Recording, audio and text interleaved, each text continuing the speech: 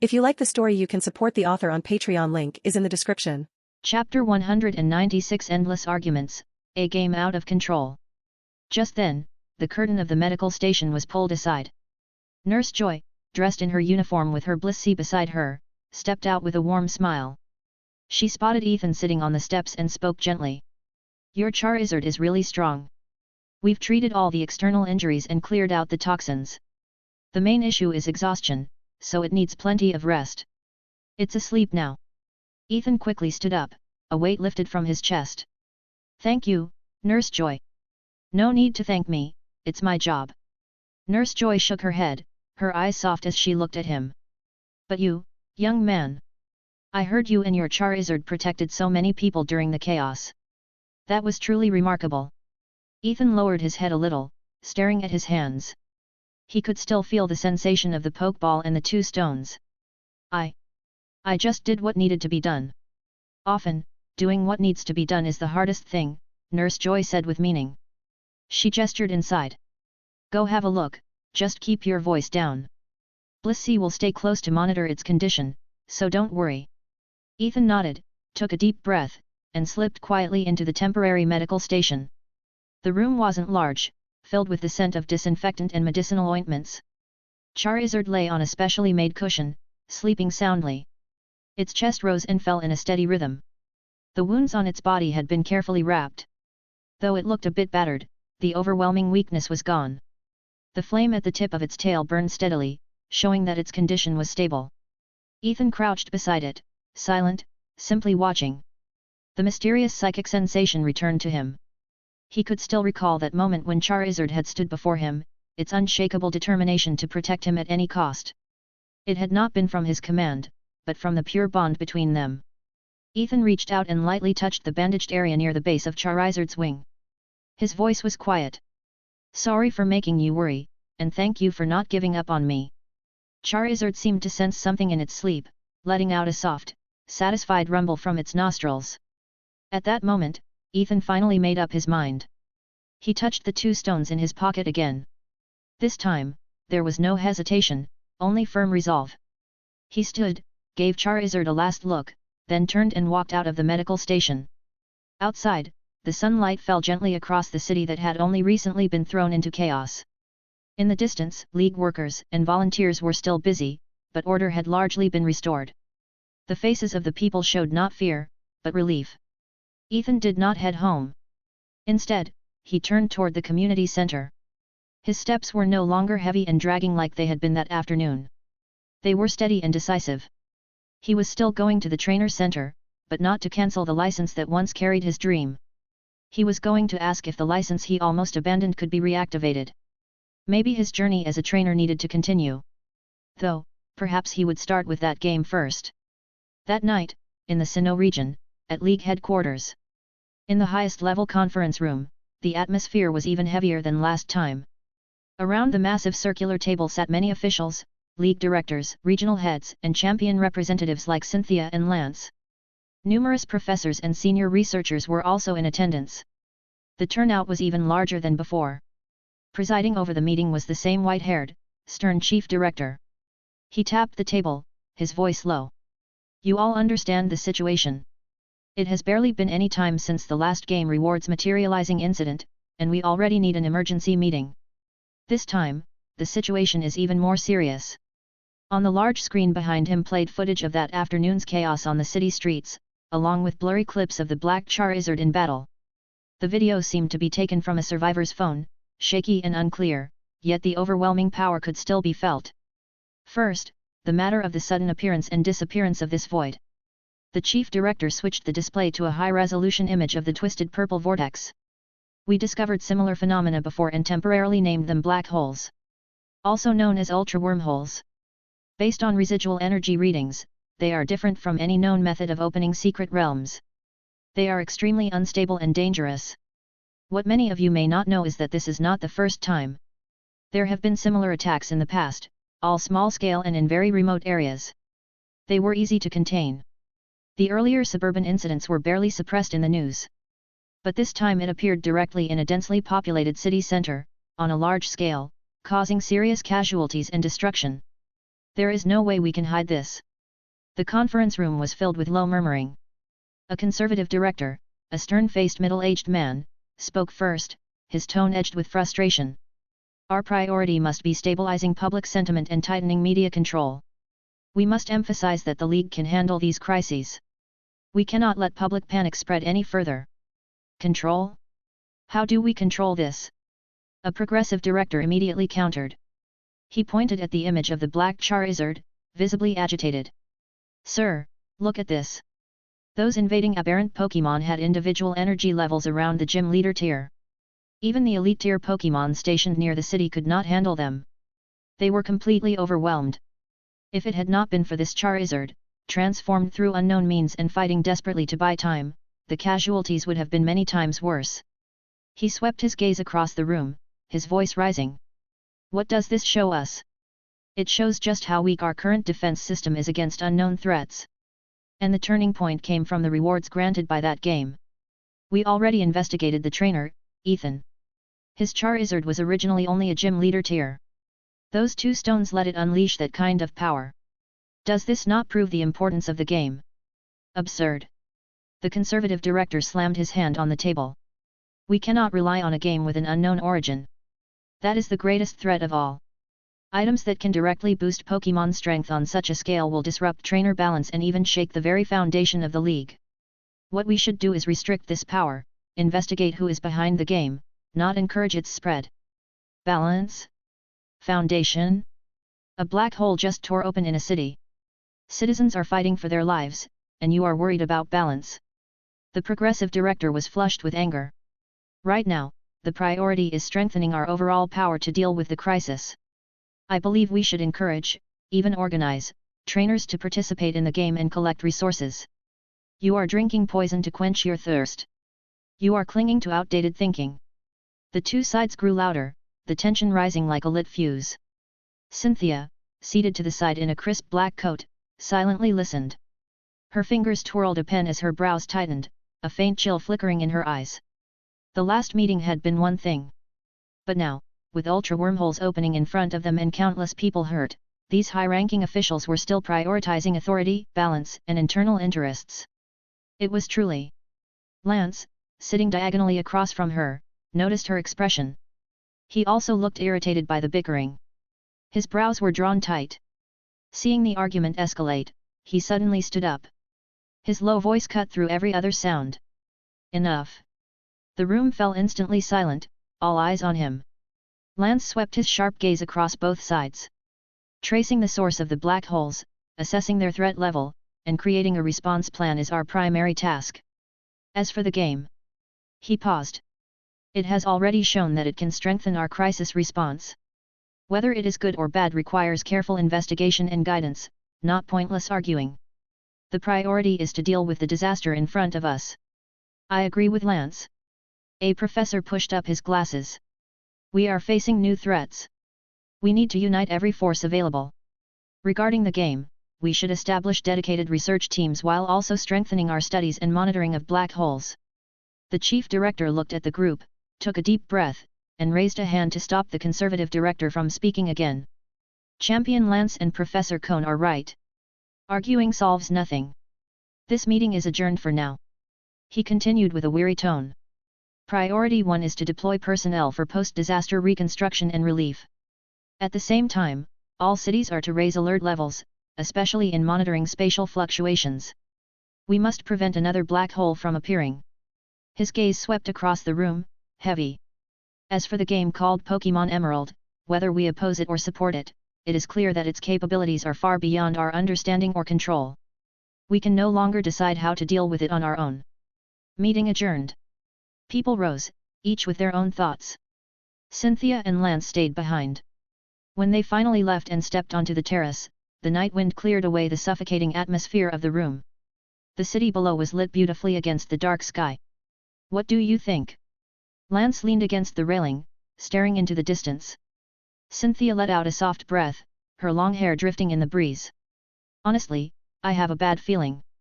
The aberrant Pokémon this time were only around gym leader tier, yet they already pushed the city's defenses to the brink.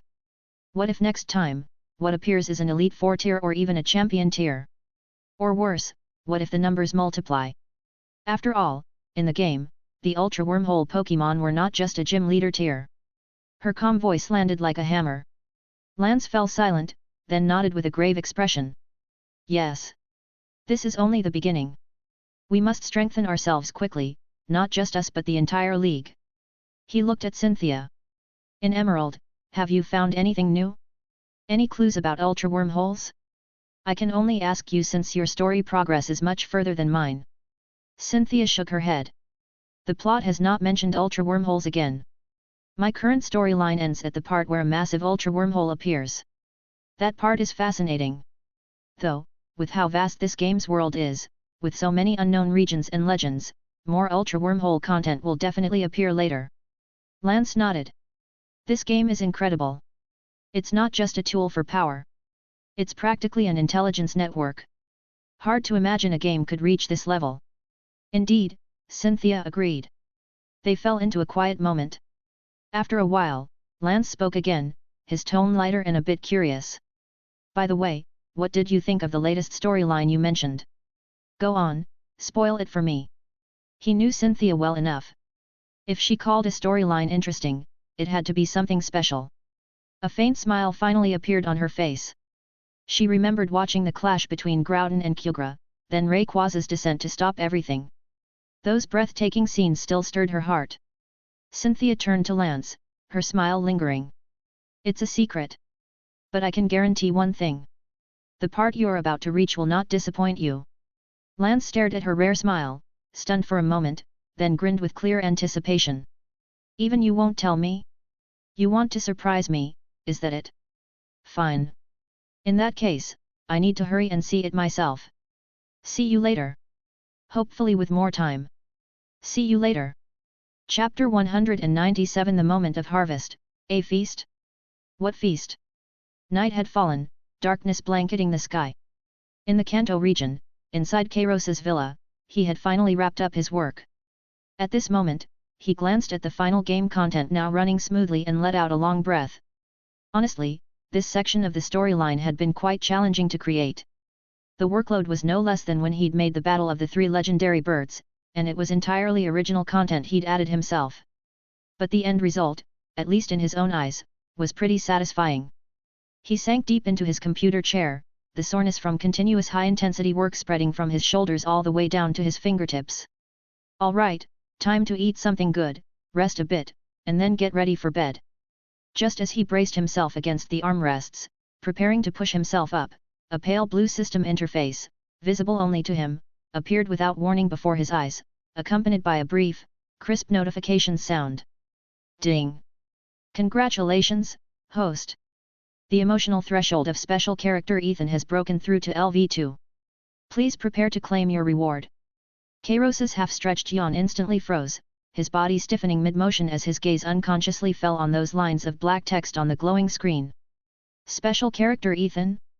Emotional threshold level breaking through to level 2? Wait, hold on. Who is this person again? After a brief moment of thought, Kairos suddenly came to his senses. The name Ethan was clearly the name of the male protagonist from Pokémon Gold/Silver in that other world from his memories. Could it be that in this real Pokémon world, there actually existed a trainer with the same name? Well, that made sense. After all, this was basically a parallel world. But what was this sudden emotional threshold level breakthrough all about? When did this guy even play his game? He'd never seen him before. Before he could sort out this bizarre situation, another notification sound rang out, and the text on the screen refreshed. Notification: this breakthrough is a special bond breakthrough, tied to the key plot points life or death choice and rebuilding beliefs. Playing the event record now. Special bond breakthrough? And it involved life or death choices and rebuilding beliefs. This sounds incredibly dramatic, so what exactly happened? The corner of Kairos's mouth twitched. Fortunately, the dynamic footage labeled as the associated event record soon began playing automatically before his eyes. The image quality was crystal clear with a strong sense of immersion, just like the CG he created in his games. At this moment, Kairos felt as if he were standing in some corner of that chaotic street at the time. From the sky tearing open with a strange purple void, to those Nihilego madly attacking the crowds. And that young trainer named Ethan, from his initial panicked flight to his eventual return against the tide of fleeing people because of a neighboring mother and daughter's cries for help, right up to being pushed to unleash the overwhelming power of Mega Evolution with his Charizard in a desperate situation. Every frame, especially the transformation in Ethan's eyes from fear to determination, and his Charizard's stance of continuing to protect despite being covered in wounds, was extremely clear. It made Kairos's furrowed brow gradually relax. The dynamic footage finished playing, and the screen gradually dimmed before finally disappearing into the air. Kairos maintained his original posture for quite a while before he recovered.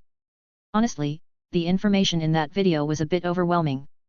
However, in that video just now, he'd also seen Ethan's situation before the battle, his family background, and finally his determination to continue on the path of being a trainer. Looked at that way, the ending turned out pretty well. Initially, creating this game might have been more about the system tasks and establishing himself in this unfamiliar world. But witnessing firsthand how a game he'd made could intervene so profoundly in a trainer's life and save many precious lives, this peculiar sense of achievement was actually pretty good. Perhaps this was also some kind of meaning he'd truly hoped to achieve deep down through these games. However, after that sense of comfort, another emotion also surfaced. Kairos smacked his lips. The Ultra Wormhole, something he'd arranged in the game, had actually appeared in this world. This was definitely not a good thing, at least not for him. After all, Ultra Wormholes would only make the entire world more dangerous and chaotic. Who knows, one day it might just appear in Cerulean City, and then it would be nothing but trouble. As for Ethan's drastically transformed Charizard Mega evolving into a black Charizard in front of everyone and the subsequent shockwaves that displaying such power might trigger, this thought only flashed through his mind before he couldn't be bothered to worry about it anymore. Because Kairos knew that with the game developed to this extent and rewards already distributed twice, the Emerald game and its inherent extraordinary properties definitely couldn't be hidden anymore. But anyway, with the system helping to conceal his identity, he wasn't too anxious about his own safety. If the League could trace the game back to him, they would have already shown up at his door long ago.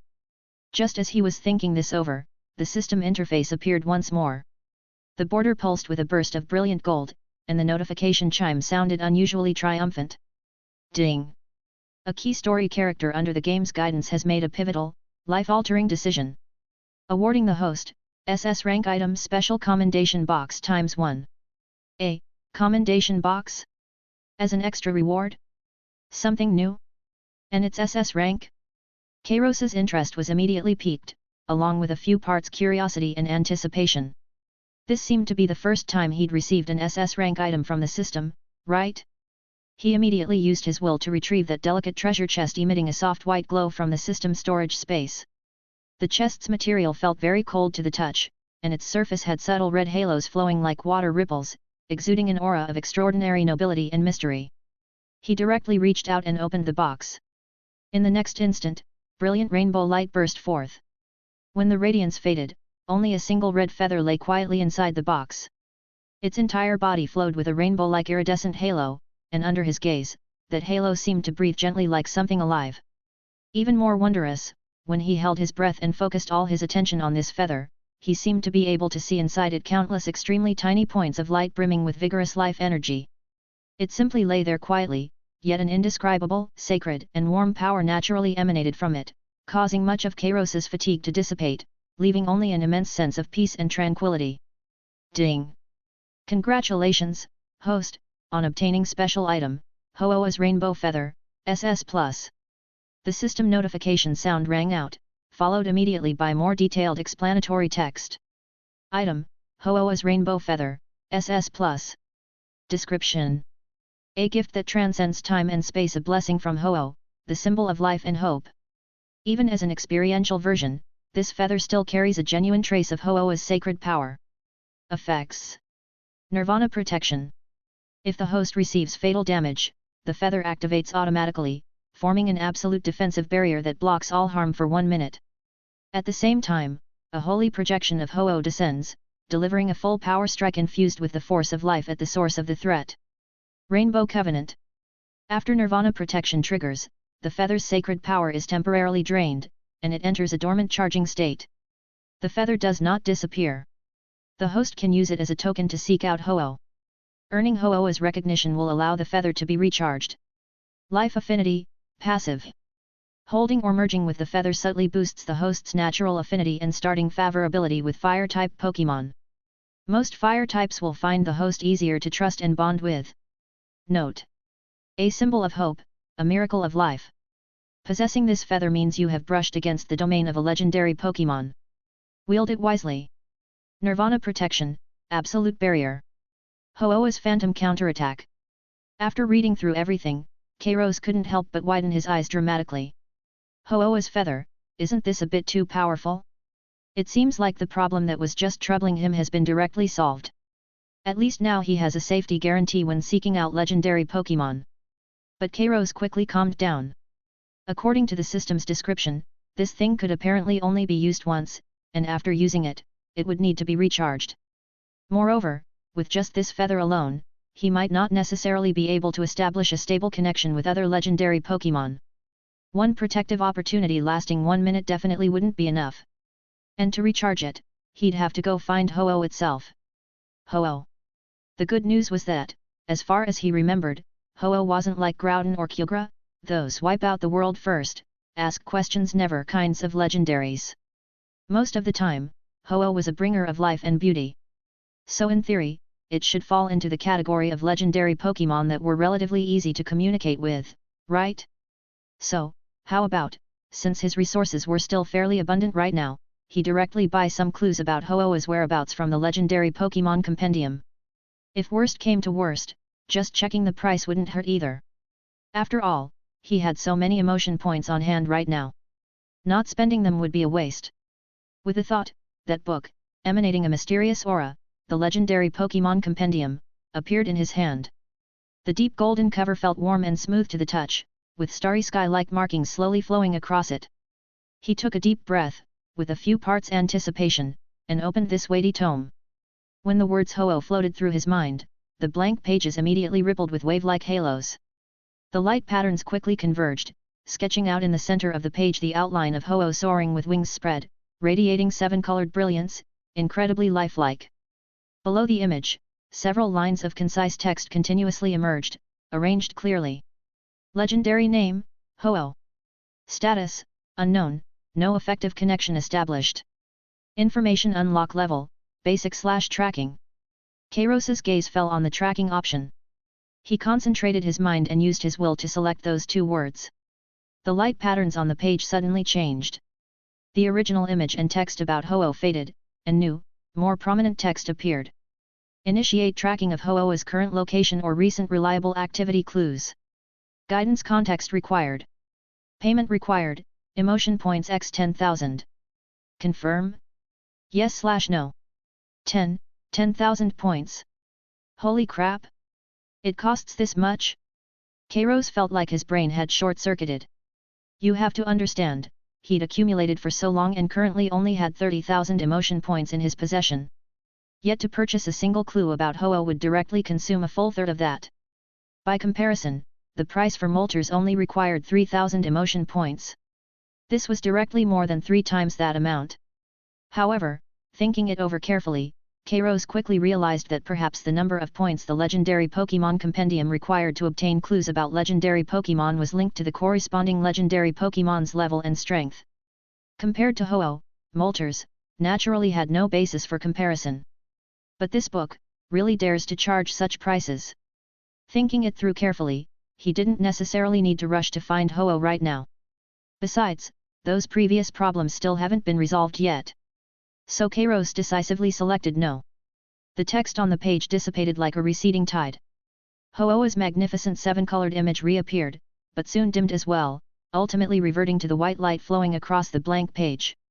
Forget it, forget it. Kairos closed the compendium and returned it to the system space, shaking his head slightly.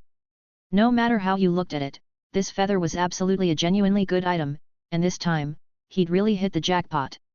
This feeling of reaping rewards made his nerves, which had been tense from work today, relax quite a bit, and his mood improved as well. He carefully took Ho-Oh's feather out of the treasure chest and held it in his hand. The feather felt very light and continuously emitted a warm and comfortable radiance. Just as Kairos was preparing to store it in the system space, the feather transformed into a gentle, non-glaring golden stream of light and silently merged into his body, leaving only a faint, barely perceptible warm connection in the depths of his consciousness. This feeling was really a first. Honestly, it was quite wondrous for Kairos. All he could say was, as expected of an SS rank item. With the thought, the system panel appeared before him once more. His remaining emotion points were still 30,000. Clearly, after opening the legendary Pokémon compendium, he didn't necessarily have to pay the points, but could choose to cancel, like he just did. This made Kairos breathe a sigh of relief. Seeing the huge balance on the screen and thinking about the new item he'd just gotten, Kairos couldn't help but smile. Bit by bit, he really was getting richer. More importantly, tomorrow the new game would finally settle its accounts. That long-delayed main quest reward should finally be within reach. Alright then. Kairos pushed himself up from the chair, stretched his stiff limbs, and called toward the dark corner of the room, "Come on out, Jengar, Chandelure. No need to lurk there. We're heading to the city center tonight for a proper feast." Jengar, 00? A feast? What feast? Isn't the stuff we eat at home already basically a feast? Chapter 198 Dark Phantom vs. Emerald. A clash of difficulty, new Pokémon, and a mysterious item. Meanwhile, in the Paldea region, on Iano's side. She'd been playing Black Phantom for the past 2 days, taking a break from Emerald. Right now, she was watching her character stand at the entrance of the Fortree City Gym on screen, ready to start the challenge. But her finger hovered over the button without pressing it, because her attention had been pulled toward the flood of comments racing through the livestream chat beside her. So much better, so much better. This is what a game should feel like. Emerald was basically set to hell difficulty. For real. In Emerald, you actually had to grind levels before taking on gyms. In Black Phantom, you just fight whatever wild Pokémon you run into, and you're already set. Rating: extremely player-friendly. Certified casual game. If beating 4 gyms in 2 days is considered slow, I'll eat my words. Even someone clumsy like me can finally enjoy being a trainer. Just bought it and it's amazing. Emerald? Never heard of her. This is what Pokémon should be. Relaxing, catching whatever you want, taking your time with the story. So satisfying. Facts. I'm already playing it, it feels fantastic. Over these 2 days, plenty of viewers in the stream had realized the difference in difficulty and had already picked up the game. Reading the comments, Iano completely agreed. After beating Roxanne at the Rock-type gym, her experience over the past few days had confirmed one thing: Black Phantom's difficulty didn't even come close to Emerald's. Honestly, you could just call it easy. Trainers on the road basically stood there trading hits with you, no real tactics at all. They wouldn't even bother switching Pokémon, and there was zero prediction.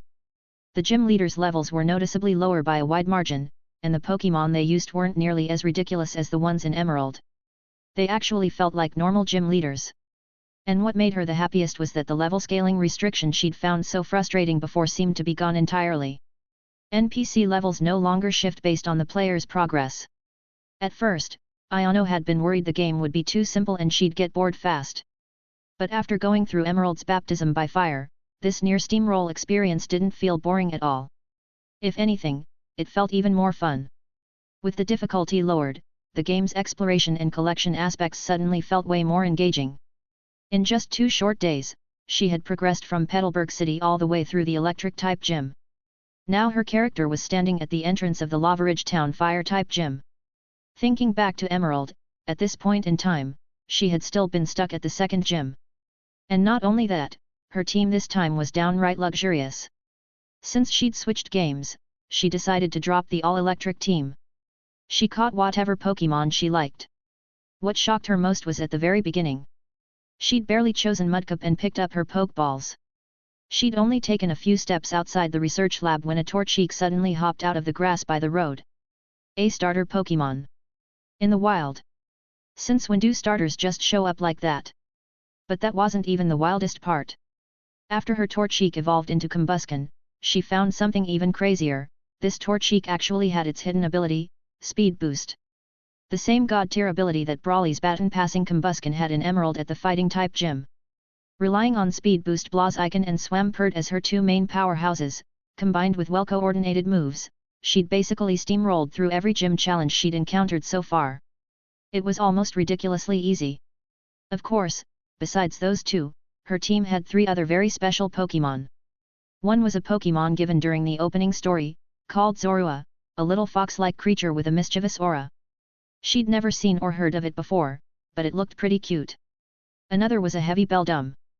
Iano was familiar with this one. Everyone knew that after evolution, this guy became the pseudo-legendary Metagross, an absolutely overpowered existence. As for the last Pokémon, it was one called Larvesta, another unfamiliar face. She'd encountered it in a certain cave. This fluffy little orange-red caterpillar-like thing was completely unknown to Iano. What confused Iano the most was that it was already level 30 and still showed no signs of evolving. What kind of bug type evolves this late?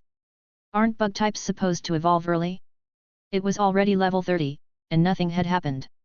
Could it be, it doesn't evolve at all? Or maybe it needs some special condition to evolve. She couldn't help but get curious. If this guy really could evolve, what would it become? Finally, in the last slot of her bag lay a mysterious egg with a spiral pattern on it. This egg also had quite the backstory. It was a gift she'd received after delivering a letter to Stephen in Granite Cave. But unlike the simple fetch quest in Emerald, the Granite Cave storyline in Black Phantom was much more complex. She remembered the scene clearly. Stephen was facing off against a man in a strange black uniform with a big red R on his chest. Stephen had demanded sharply, Team Rocket was disbanded years ago. Why are you still carrying out operations under their name? The man had just laughed coldly and dropped a line, ridiculous. Team Rocket's dream of conquering the world will never die. You alone cannot stop us. Then he'd mysteriously vanish into the shadows. Afterward, a grim-faced Stephen, upon seeing her character, had handed over this egg and a small stone item called a yellow meteorite shard. This completely different storyline made Iano realize that while both games took place in the Hone region, their story content seemed quite different. Team Rocket's return? And that flashback at the beginning about the protagonist being in a coma, everything she was experiencing in the game was happening before the protagonist fell into that coma. So what exactly happened before the protagonist lost consciousness? What was the deal with Team Rocket in Black Phantom? Beyond her curiosity about the story, Iano was also looking forward to seeing what Pokémon would hatch from that egg, since the game prompt didn't explicitly state what it was. Whatever, she'd just keep playing. As the game progressed, all these questions would definitely get answered. With that thought, Iano shook her head slightly, temporarily setting aside her scattered thoughts and the scrolling comments.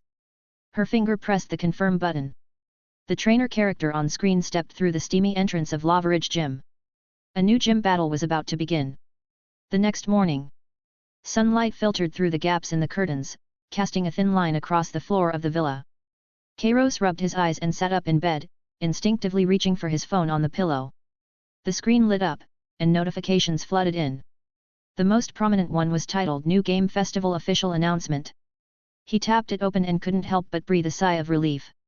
New Game Festival Final Rankings revealed. Independent game Pokémon, Emerald dominates the top spot. Below the announcement was a detailed screenshot of the rankings. Emerald was proudly at the top, followed by a slew of explosive stats, download numbers, discussion volume, player ratings. Every metric was off the charts, leaving second-place Fantasy Era far behind, with no chance of catching up. The announcement also mentioned that, as the winner, Emerald would receive a month of top-tier traffic support and exclusive promotional placement from the platform. Done deal. Kairos let out a breath. Though he'd been mentally prepared, actually seeing the official award announcement still felt pretty satisfying. This wave of popularity, plus the official traffic boost, would bring another surge in downloads and player base. Even though Emerald's popularity was already explosive, nobody ever complained about having more of a good thing. Almost the moment he confirmed the ranking, a notification tone that only he could hear suddenly rang in his mind. Ding! Congratulations, host, you've completed the main quest, Rookie Champion, S. Quest requirement, successfully make a game you created, win the championship at the New Game Festival. Quest reward, 2000 Emotion Points Random Advanced Production Module X1, Special System Item Box, A, X1. Quest description, a new game entered the New Game Festival, and its content was so explosive that everyone who played it soared to new heights. By all accounts, completing an S-rank quest should have put Kairos in a pretty good mood. But right now, looking at the reward list, his feelings were complicated. 2000 emotion points? When he was just starting out, that amount would have been a small fortune. But now, he glanced at the number on his system panel, already over 30,000. These rewards just didn't measure up. Not even enough to fill the gaps between his teeth. As for that random advanced production module, hopefully, it would turn out to be something useful. What really left him speechless, though, was the special system item box. He'd just opened an S rank 1, and now here was an A rank. To be honest, the drop-off felt pretty steep. But still, having it was better than nothing, right? With that thought in mind, Kairos chose to open the next box. A sphere of light appeared before him, and a notification followed. Ding! Successfully opened special system item box, A. Obtained, Dimensional Anchor, A rank consumable, X1. Dimensional Anchor, A rank consumable. Special system item. Upon use, it can temporarily stabilize and slightly expand the passage between the currently linked world and the host's primary world. Slightly increases compatibility between that world and the current world. Effect duration, 72 hours. Item disappears after use. Dimensional Anchor. Kairos raised an eyebrow, studying the item description. What's this for?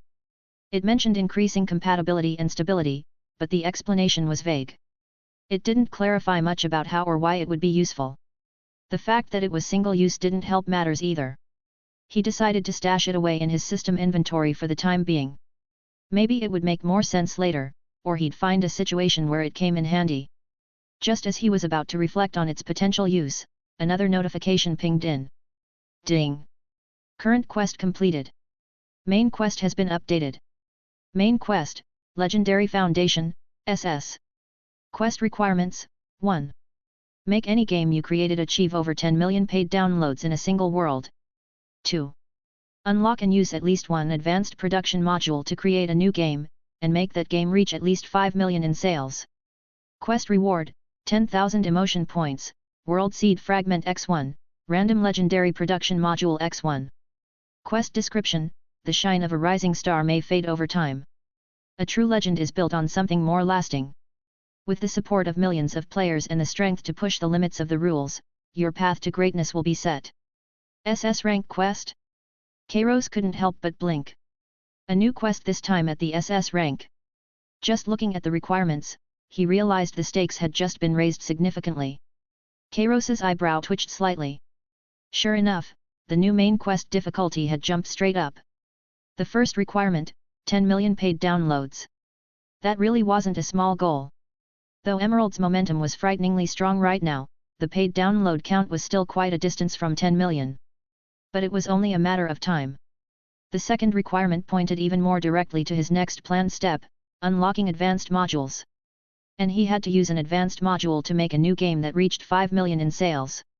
The rewards this time weren't disappointing, though, in fact, they were quite good. 10,000 emotion points was already substantial. That World Seed fragment sounded like something far from simple. And the final legendary production module was something he'd never even heard of before. This was definitely better than advanced, right? This quest, at least matched his current development stage. Closing the quest notification, Kairos began taking stock of his resources and development progress. First were emotion points. He opened the system panel and found that the points provided by Emerald were growing continuously and rapidly, the numbers rolling so fast they were almost impossible to read clearly. The after effects of winning the New Game Festival were already kicking in. As for Black Phantom's debut world, in just 2 short days, that number had already accumulated to over 5,800 points. The rate was even faster than anticipated. It seemed that the world's enthusiasm for Black Phantom was even higher than he'd expected. Probably in another day or two, it'll hit 10,000. Kairos stroked his chin. 10,000 points would let him activate that dimensional communicator and link to a third world.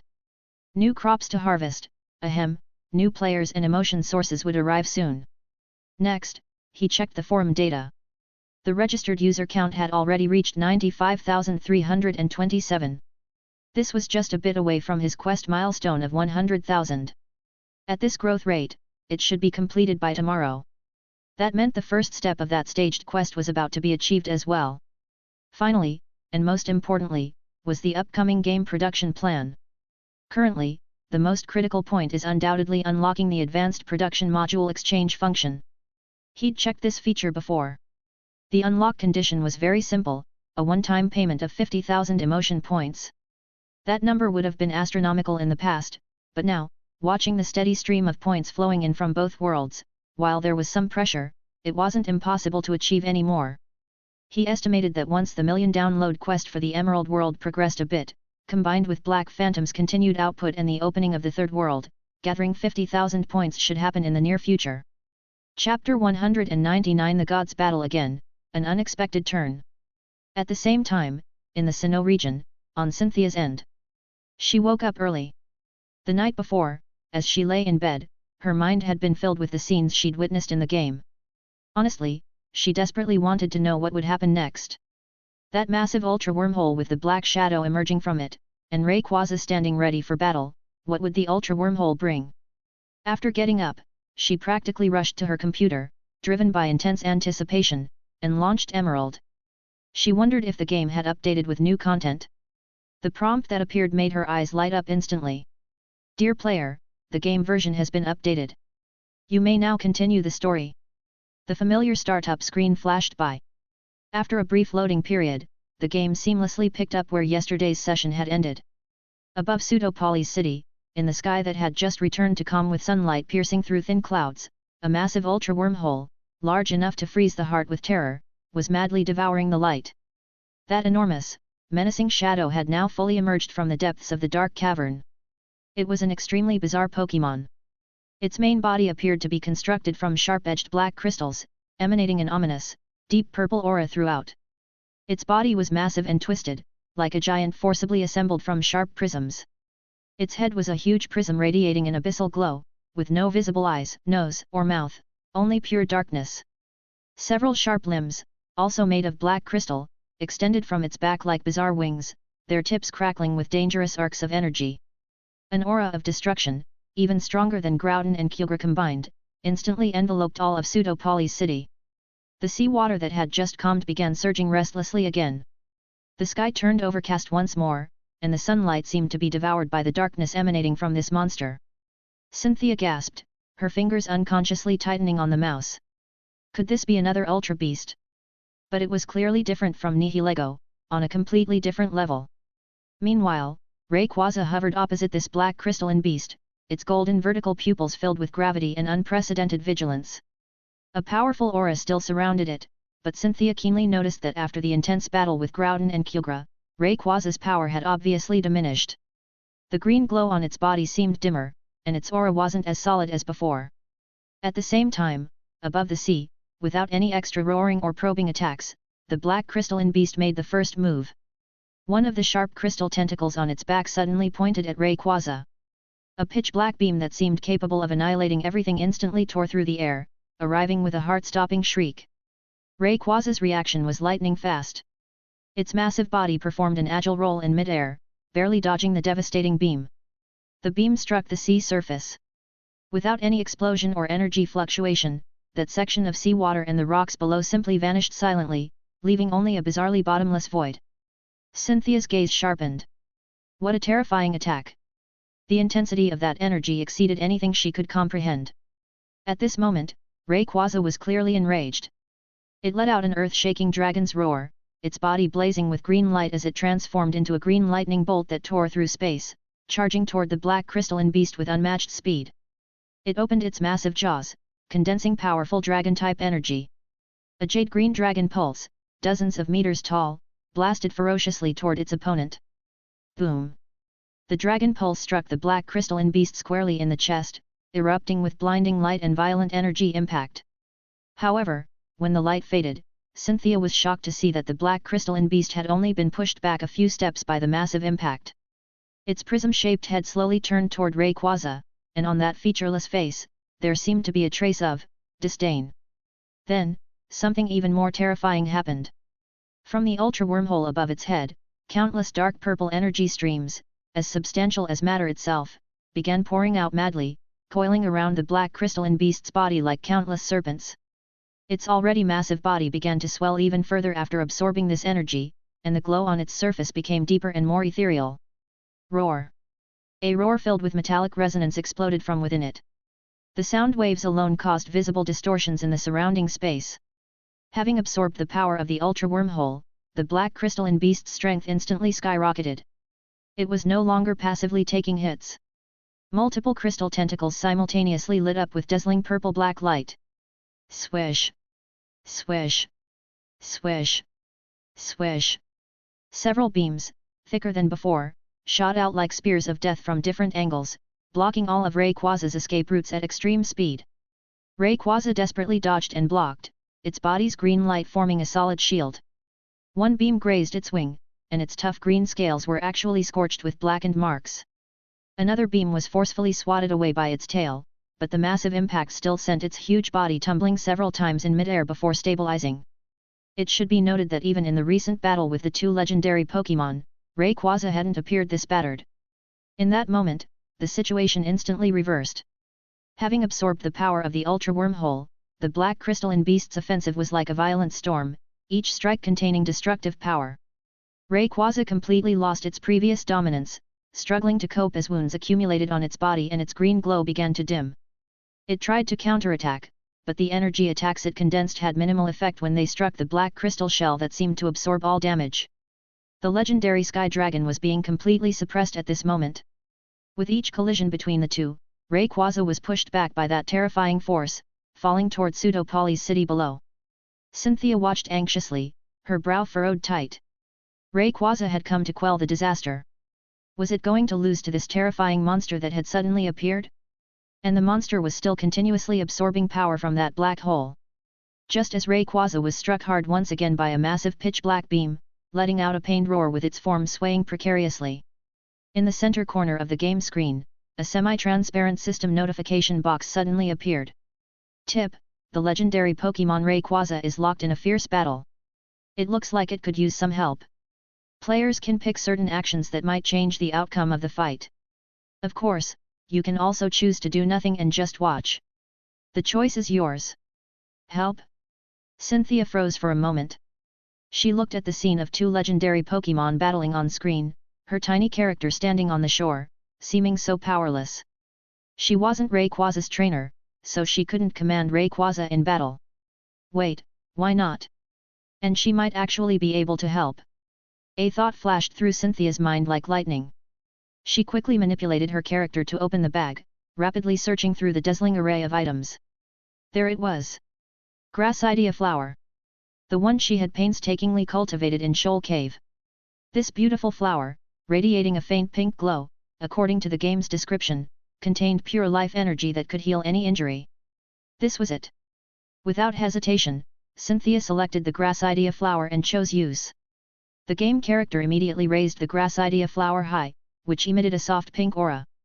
On the chaotic battlefield, the flower seemed so small, yet it suddenly lit up like a star, bursting with brilliant white light.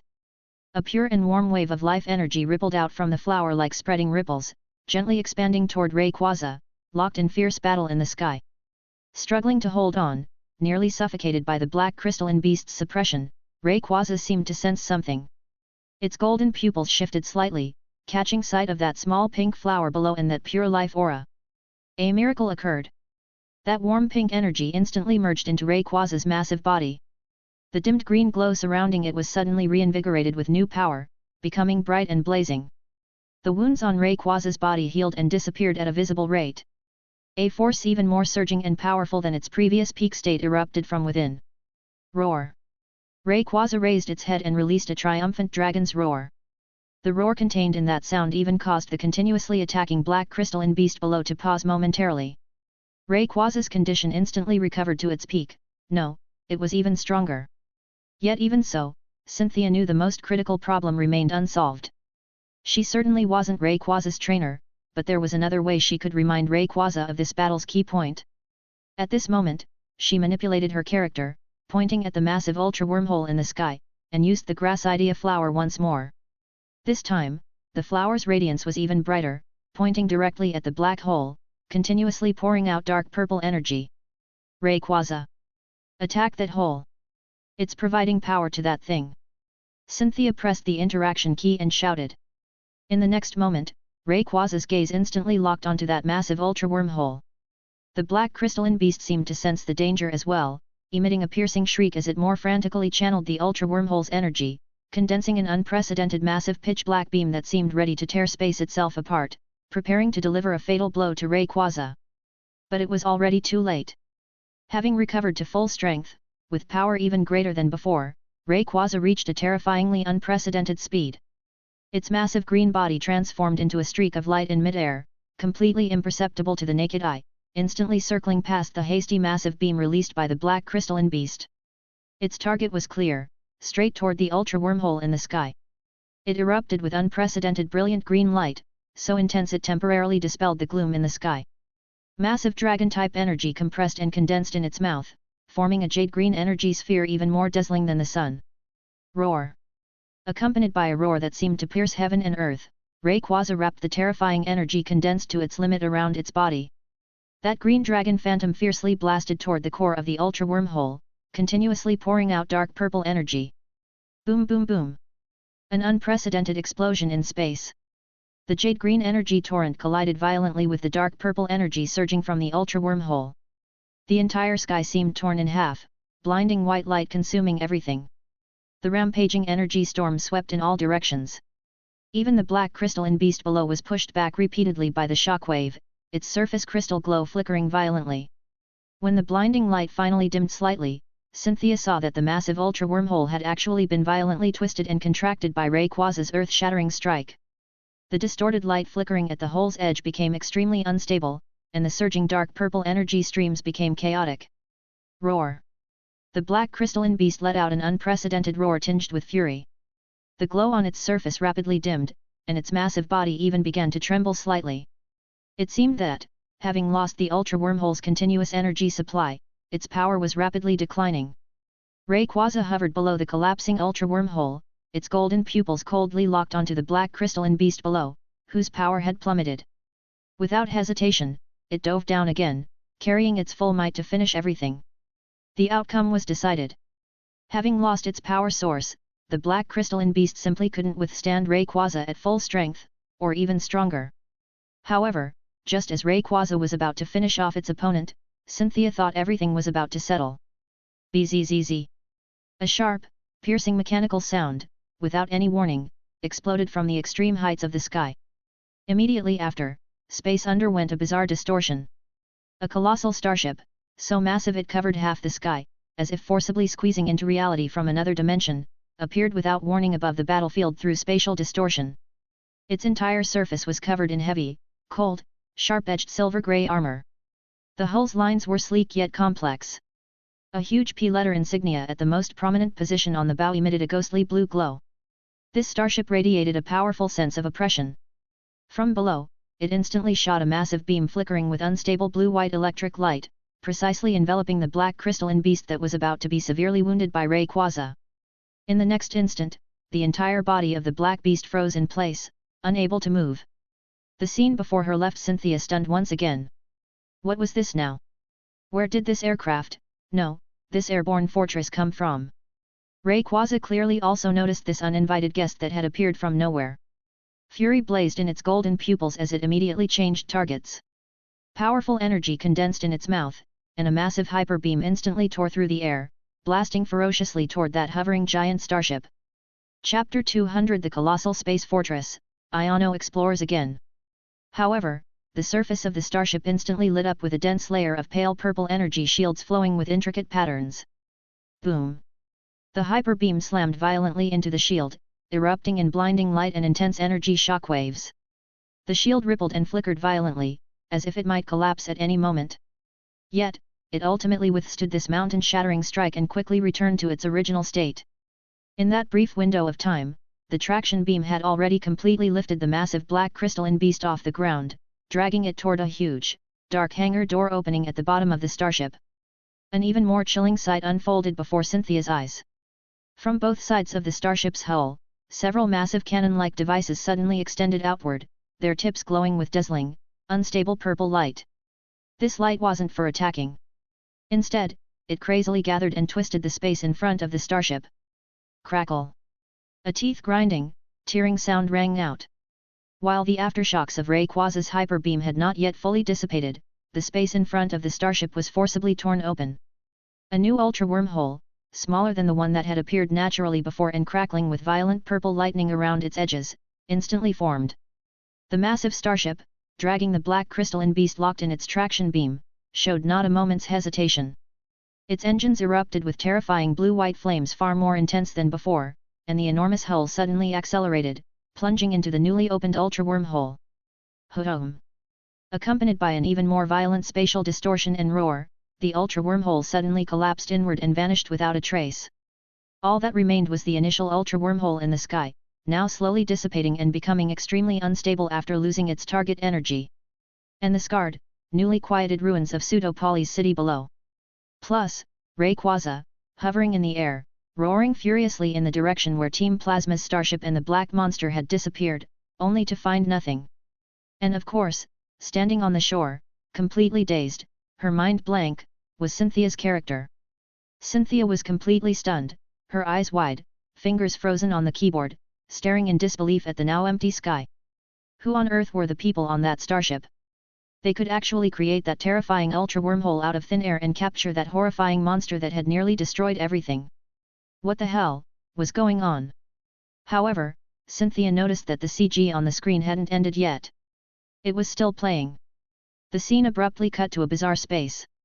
This wasn't among the stars of the universe, but rather a void of chaotic territory, with no stars or other light sources, only twisted, flowing purple energy streams and various strange debris floating about. At the center of it all, a silver-gray starship base so massive it exceeded Cynthia's imagination sat quietly. Its scale far surpassed the ship that had appeared over Pseudo-Poly's city, even dozens of times larger than Rayquaza's body. Countless gun ports, sensors, and energy conduits on the hull flickered with cold light. The huge P symbol glowing with an eerie blue light was clearly visible at the core's peak, radiating a cold, metallic presence. Inside the base, in a brightly lit command center, several members wearing matching silver-gray uniforms with smaller P logos on their chests busily operated complex control panels. On the massive main screen, they could clearly see the black crystalline beast being captured by the traction beam, slowly dragged into a special sealed chamber. It was the same one from before. The glow on its body's surface remained dim, seemingly restrained by some powerful force field, unable to move. Sir Lysandra, reporting in, the subordinate said into the communicator, his voice carrying a trace of fanaticism. Shadow Core capture operation complete. Energy extraction device activated. Initial analysis shows the ultra energy it contains has a purity far exceeding expectations, sufficient to support the next phase of the Ideal Arc project's transition. The communicator fell silent for a moment, then a steady, elegant male voice responded. Excellent. Maintain maximum energy suppression. Ensure the Shadow Core's stability at all costs. Its power will be the key to achieving our purification and reshaping of the ideal world. Analyze its energy composition and attempt to replicate its mechanism for opening ultra-wormholes. Our arc needs more stable, broader passages. Yes. Sir. The subordinate immediately responded, his voice full of conviction. Engines are charging. Next spatial anchor coordinates have been set. Target area is the Alola region. The legends there might provide us with more perfect specimens. Lysandra's voice betrayed little emotion. Alola. Pay attention to those island guardians and the so-called Ether Foundation. Keep operations covered and efficient. When necessary, for a better future, some sacrifice is inevitable. For a better world. The subordinate immediately responded. The communication was cut off. The final shot lingered on the starship base's massive P logo, its cold gleam flashing once. The CG ended. Cynthia sat before the screen, unable to snap out of it for a long time. She felt her fingertips growing slightly cold. Who were the people on that starship? Wasn't their power a bit too overwhelming, able to easily control even a legendary Pokémon like that? And this organization's symbol, she had never seen it before. Plus, creating ultra-wormholes out of thin air, that starship base as massive as a mobile fortress, what exactly did they want to do? Purification, reshaping, the ideal arc. Alola, what are they planning? Each term weighed on her heart like a heavy stone. This far exceeded her understanding, even more incredible than the conflict between Groudon and Kyogre. The conspiracy and power hidden behind all this made even her, a champion, feel unprecedented pressure. At this moment, the game screen returned to the Pseudopolis coastline. The smoke of battle had cleared, the ultra wormhole in the sky was slowly closing, and it finally disappeared completely, leaving only the devastated city. Seawater gently surged, washing over the broken rocks. Rayquaza hovered in the low sky not far from the shore, its massive body still bearing traces of battle, yet its presence remained majestic. Its golden vertical pupils slowly turned, finally landing on the tiny human on the shore. Only then did Cynthia snap back to reality. The game content wasn't over yet. She controlled her character, instinctively walking forward a few steps, looking up at this legendary dragon who had just saved Hone.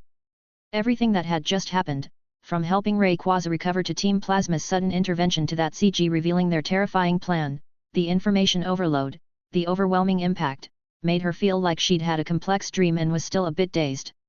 Just then, the on-screen Rayquaza gently nodded its massive head toward her character. In those golden pupils, a hint of acknowledgement seemed to flash. Cynthia froze. Was this its way of thanking her for her earlier help? Before she could react, Rayquaza's massive body was once again bathed in soft green light. It took one last look at the sea and city that had experienced two fierce battles, releasing a low, resonant dragon cry, as if announcing the end of everything. Immediately after, the green light flashed, and its massive form transformed into a streak of light, shooting skyward, disappearing into the clouds in the blink of an eye. The sea breeze, carrying a salty scent, swept past. Only Cynthia's character stood alone on the shore. After quite a while, Cynthia finally seemed to steady her breathing. She let out a long breath, her tense shoulders easing at last. The heart-pounding storyline had finally reached its end. The game's plot resumed from there. Before long, Stephen and Wallace appeared along the coast. They had clearly witnessed that earth-shaking final battle and everything that had just unfolded. Stephen looked exhausted, yet his eyes were filled with gratitude. Hard to imagine what Hone would have become without you and Rayquaza's courage in that fight. And that group that showed up at the end, their power is beyond anything we've seen. His brows knitted tightly, the shock of it all still settling in. From here on, we'll have to stay on high alert. Wallace also seemed shaken, his elegant demeanor unable to fully mask his recent tension. Yes, thanks to all of you. Strawberry ice cream, your composure in the face of danger and your wisdom bought Rayquaza the chance to win. He looked at Cynthia's character with eyes full of approval. Hone owes you an enormous debt. Stephen nodded, taking up the thread, his tone becoming serious and expectant. This debt, perhaps on the Champion League battlefield, we can respond in another way. Strawberry ice cream, your strength and responsibility have proven you worthy of standing on that stage. Wallace and I will await your official challenge at the highest point of the Champion League. Cynthia looked at the message on the screen, surprise welling up in her heart. Having experienced such a shocking event, she'd forgotten that the game's progression seemed to be nearing its end. The battle for the champion title was imminent. The Elite Four battle was the highest hall where trainers faced off honorably with their Pokémon and convictions. However, before that, there was one final hurdle to overcome. After Stephen and Wallace left, her gaze turned toward that building in Pseudopolis City that had returned to calm, the Pseudopolis Gym. This was the final gym in the Hone region. The Ice-type gym. Cynthia took a deep breath and controlled her character, heading toward the Pseudopolis Gym. Meanwhile, in the Paldea region, Iano glanced at the fallen mag cargo on the screen and grinned, her fingers tapping happily on the keyboard. Lavarage Gym, that's it? Way easier than I expected. She smiled, satisfied, and turned to her livestream audience. Gym leader Flannery's ace Torkoal looked pretty strong on paper, but in the fight, my Blaziken took it down with just one double kick. It felt less challenging than that guy on the roadside in Pokémon Dark Phantom with 3 Torkoal. This difficulty drop is pretty massive, isn't it? She controlled her character to walk out of the gym while sharing her thoughts into the microphone. The comment stream quickly floated past in agreement. Definitely easy, that previous Flannery was insanely tougher. Iano's challenge notes, 4/8. Just got here, heard Pokémon Dark Phantom had low difficulty, and it's true. Next gym, let's go to. Iano scanned the comments, lost in thought. After defeating Flannery, she'd obtained the Heat Badge. Outside the gym, she'd also encountered her blue-haired rival, Yuki. After a brief exchange, Yuki directly handed over the Go Goggles. Now she had the Desert Pass and could traverse the desert on Route 111. However, the desert wasn't the immediate priority. An idea had been floating around in her mind since earlier, and it was becoming increasingly clear. "We'll hit the desert in a bit," Iano said into the microphone, her tone carrying obvious curiosity. "There's a place I'm really interested in right now. Let's check it out first." She controlled her character to open the bag, where a trademark for strength lay quietly. She'd obtained it early from the cave in Moss Deep City based on experience. She still remembered that time with Emerald. Cynthia told her there was some Victini in Fiery Path, so she went, only to be greeted by a level 80 Moltres. Wasn't that supposed to be a legendary Pokémon? Why would it be in a place like that? But now it was different. This time, she was playing Pokémon Dark Phantom. The difficulty was much more friendly, and the story had been adjusted. Since the overall difficulty was lower, a place like Fiery Path surely wouldn't still have a legendary guarding the entrance, right? That would be absolutely ridiculous. But, there should still be something good there. Maybe this time it really would be that Victini? Even if not, it had to be a rare Pokémon at least, right? After all, in this game, even Beldum and starters were pretty common. The more she thought about it, the more restless she became. Iano didn't hesitate any longer. She controlled her character to mount the mock bike and raced off, heading straight for the entrance to Fiery Path from her emerald memories. Soon, the familiar cave entrance came into view. Iano took a deep breath and directly controlled her character to walk in. The scenery inside the cave wasn't much different from the Emerald era, scorching rocks, flowing lava, and high temperatures distorting the air. Relying on memory, Iano found that a small path required strength to push aside a boulder. This is it. She selected the trademark and used strength on the boulder. Beldum exerted its power.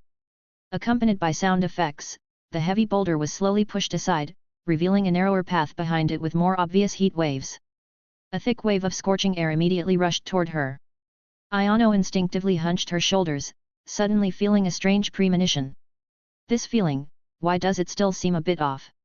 Chapter 201 First Legendary Pokémon Capture. A Pledge of Loyalty? After pushing open the giant boulder, the scorching passage hit her with a wave of heat more than double what she'd felt outside. The air itself seemed to warp and distort, and the screen displayed melting, wavy patterns as if the display was being baked. Iano instinctively shrank back, that feeling of unease growing stronger and stronger. "Ugh, this feels even hotter than the Emerald Run," she muttered to herself, carefully maneuvering her character along the narrow rocky path deeper inside. From the depths of the cavern came the gurgling sounds of churning magma, the firelight painting the cave walls blood red. The chat could feel the tension too. "That temperature effect is maxed out. Iano, be careful. I've got a bad feeling about this. Don't tell me there's actually something big hiding in here? Isn't Dark Phantom supposed to be a chill game?" Just as she rounded a corner, the view opened up before her. This was a massive lava cavern with a rolling pool of crimson magma at its center, heat waves rising in shimmering columns. And on an isolated black stone platform in the middle of the lava pool, a massive, majestic figure stood there, still and silent. It looked like an enormous lion, its thick mane seemingly made of flames, pure white and moving on its own in the heat waves like a burning banner. Its body was covered in dark gold armor that glinted in the red glow of the magma. Its four limbs were powerful and strong, each step leaving scorched marks on the stone beneath. A tail wreathed in flames swayed slowly behind it, each movement sending up tiny sparks. Its head was held high, eyes sharp and piercing, radiating an inviolable sense of sacred power and overwhelming strength. Just watching it through the screen, Iano felt a crushing pressure emanating from it on a primal, instinctual level, making it hard to breathe. This feeling, she knew it all too well. After a brief moment of processing, Iano's eyes went wide, her mouth dropping open, her mind going completely blank, her fingers frozen on the keyboard. What the? She didn't even realize the sound she'd made. The chat exploded along with her, completely losing it. Holy crap! Who the heck is that? A legendary. That's got to be a legendary, right? The presence. Oh my god! So cool! So powerful! I can feel the pressure through the screen, my legs are shaking. Something like this is in Dark Phantom. What Pokémon is that? Does anyone recognize it? Never seen it. It's completely new to me. That design, that aura, it's definitely a legendary. I thought this was supposed to be a chill game? And then this shows up. As both the stream and Iano were still in shock, a bold notification suddenly popped up, taking over the center of the screen. The legendary Pokémon Entei has appeared. Entei. Iano's heart skipped a beat. A legendary Pokémon. An actual legendary Pokémon. Right here in Fiery Path. Wait, isn't this supposed to be Dark Phantom? Since when do legendaries just show up like this? Before she could react, the moment the notification disappeared, the battle screen forced itself in. The background music instantly became intense and oppressive. Entei's imposing figure took up most of the screen, its sharp gaze locking onto Iano's tiny character. Oh no! Iano jolted, barely snapping out of her shock. She'd come in here completely unprepared, her team wasn't in optimal condition, and she hadn't even had time to switch to Pokémon that could counter or tank it. Looking at Entei's imposing level 50, her scalp tingled, but she quickly recovered her composure. Wait, this level doesn't seem as high as before. Does that mean there might be a chance? She immediately took a deep breath and sent out her Swampert, the highest level and best conditioned member of her team. Swampert was water and ground type. This guy clearly looked like a fire type. She could handle this. The battle began. Entei gave Iano no time to catch her breath. With a low, rumbling roar, the entire cavern's temperature seemed to rise several more degrees, and a blast of scorching fire hot enough to melt steel came rushing at her. Boom! It should have been even worse for most Pokémon. But Swampert's water and ground typing let it resist the hit, so the flamethrower only did half damage even though Entei's raw power made that resisted attack feel like getting slammed by a meteor. How is that damage even fair? Iano's mouth twitched as she quickly had Swampert use Protect to tank the next move. Fortunately, Entei's next move was extrasensory, a psychic-type attack that barely scratched Swampert's HP. Iano seized the opportunity and immediately fed Swampert a potion, fully restoring its health. Grind. She'd just have to grind it down slowly. Iano gritted her teeth, her focus razor-sharp. She discovered that while Entei's attack power was terrifying, its speed wasn't particularly fast, and its move pattern seemed to follow a rhythm. From there on, Swampert used Earthquake and Surf for super-effective chip damage. Blaziken's speed boost ability let it strike at the right moments with double kick to whittle down HP. Zorua's attacks could deal some damage too. Beldum's Zen Headbutt could even cause flinching, buying Iano precious time, provided it got a turn to act. As for Larvesta, Iano glanced at its pitiful defenses and HP and couldn't bear to send it out as cannon fodder. The battle process was, naturally, extremely nerve-wracking. Several times, one of Entei's flamethrowers or fire blasts nearly wiped out her Pokémon entirely. Only through Protect, potions, and sheer luck did she manage to hold on. When Entei's HP bar dropped into the red, Iano's Pokeballs were flying fast. She'd burned through Great Balls and even regular Pokeballs, everything she could buy at this point in the game. But each time, watching Entei struggle violently inside the ball made her heart leap into her throat, only to hear the click and pop as the ball burst open.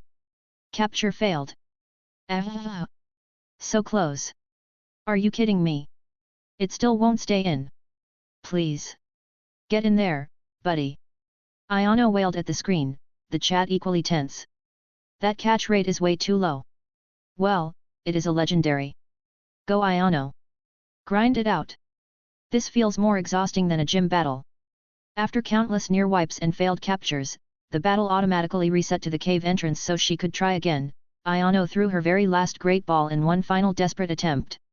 The red and white Pokeball traced an arc through the air and hit Entei dead on, right after Blaziken's final double kick had brought it down to red HP. Ding! Ding! Ding! The Pokeball rocked wildly on the ground, red light flashing intensely, looking like it would burst open any second. Iano held her breath, eyes glued to the screen, her heart nearly stopping. The entire chat went silent in that instant, even the comments froze. Click! A crisp, heavenly capture sound effect rang out, accompanied by cheerful music. A notification appeared on screen. Successfully captured Entei. Ah! Iano shot up from her chair, arms flailing in wild excitement as she screamed into the mic loud enough to blow the roof off.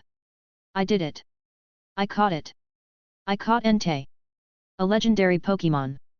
The chat absolutely exploded. Holy crap! She actually caught it! Incredible! Streamer, you're amazing! A legendary Pokémon! Alive! Catchable! Dark Phantom. The goat forever. That's it, I'm playing this. I'm going to catch one right now. I can't believe I got to witness this. My life is complete. Streamer check its stats. Quick, check. Iano was completely over the moon, her hands trembling a little as she rushed to open her bag and pull up Entei's detailed info. Entei LV.50. Type, Fire. Ability, Pressure. When this Pokémon enters battle, it pressures opponents, causing them to consume more PP when using moves. Moves, Flamethrower, Extrasensory, Crunch, Fire Blast. Most importantly, its HP, Attack, Special Attack, Speed, every stat was ridiculously high. Miles ahead of even her highest level team members, Blaziken and Swampert. These stats, these moves. Iano stared wide-eyed. Pressure ability. Sacred Fire. This is insane. She couldn't wait to use the game's party function to add Entei to her team. Then she moved her character to a safe corner of the cavern and used the release command. Whoosh! Entei's majestic, magnificent figure appeared beside her game character in a burst of sparks and particle effects, radiating powerful energy. Even though it was just a game model, the lifelike details and overwhelming presence made Iano's heart race. Screenshot. I need screenshots. Photos. She excitedly used the game's built-in photo mode, circling Entei from multiple angles, snapping over a dozen pictures. This is my very first legendary Pokémon. I'm playing Dark Phantom for the rest of my life. This game is amazing. The chat at this point was nothing but an ocean of envy. I'm so jealous I can't even. That model. That presence. Perfect. I'm heading to Fiery Path. Now. Immediately. Right this second. Streamer, go find a trainer and test out its power. And honestly, Iano was thinking the exact same thing. She glanced at the imposing Entei beside her and broke into a grin. Let's go. We're heading outside. Gonna find someone to test out Entei's power. I'll show you all what a legendary can do. She hurried her character forward, Entei following close behind, and turned toward the exit of the cavern.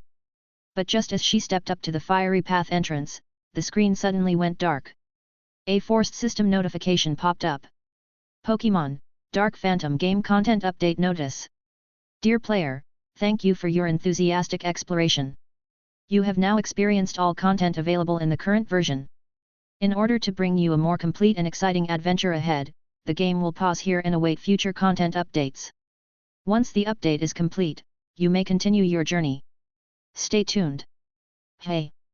The wild joy on Iano's face froze instantly, replaced by disbelief and frustration. Update? Pause? I just caught Entei. I haven't even used it in a single battle yet. She frantically mashed the keyboard and clicked her mouse everywhere, but the game screen didn't budge. Only that notification remained, mocking her. Ah!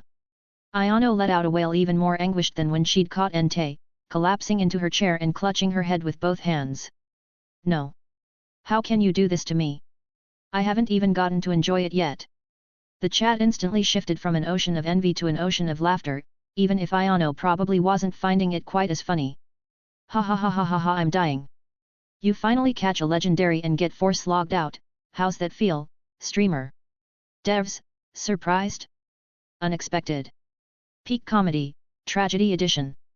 Streamer, this is too cruel. The devs really know how to leave you hanging.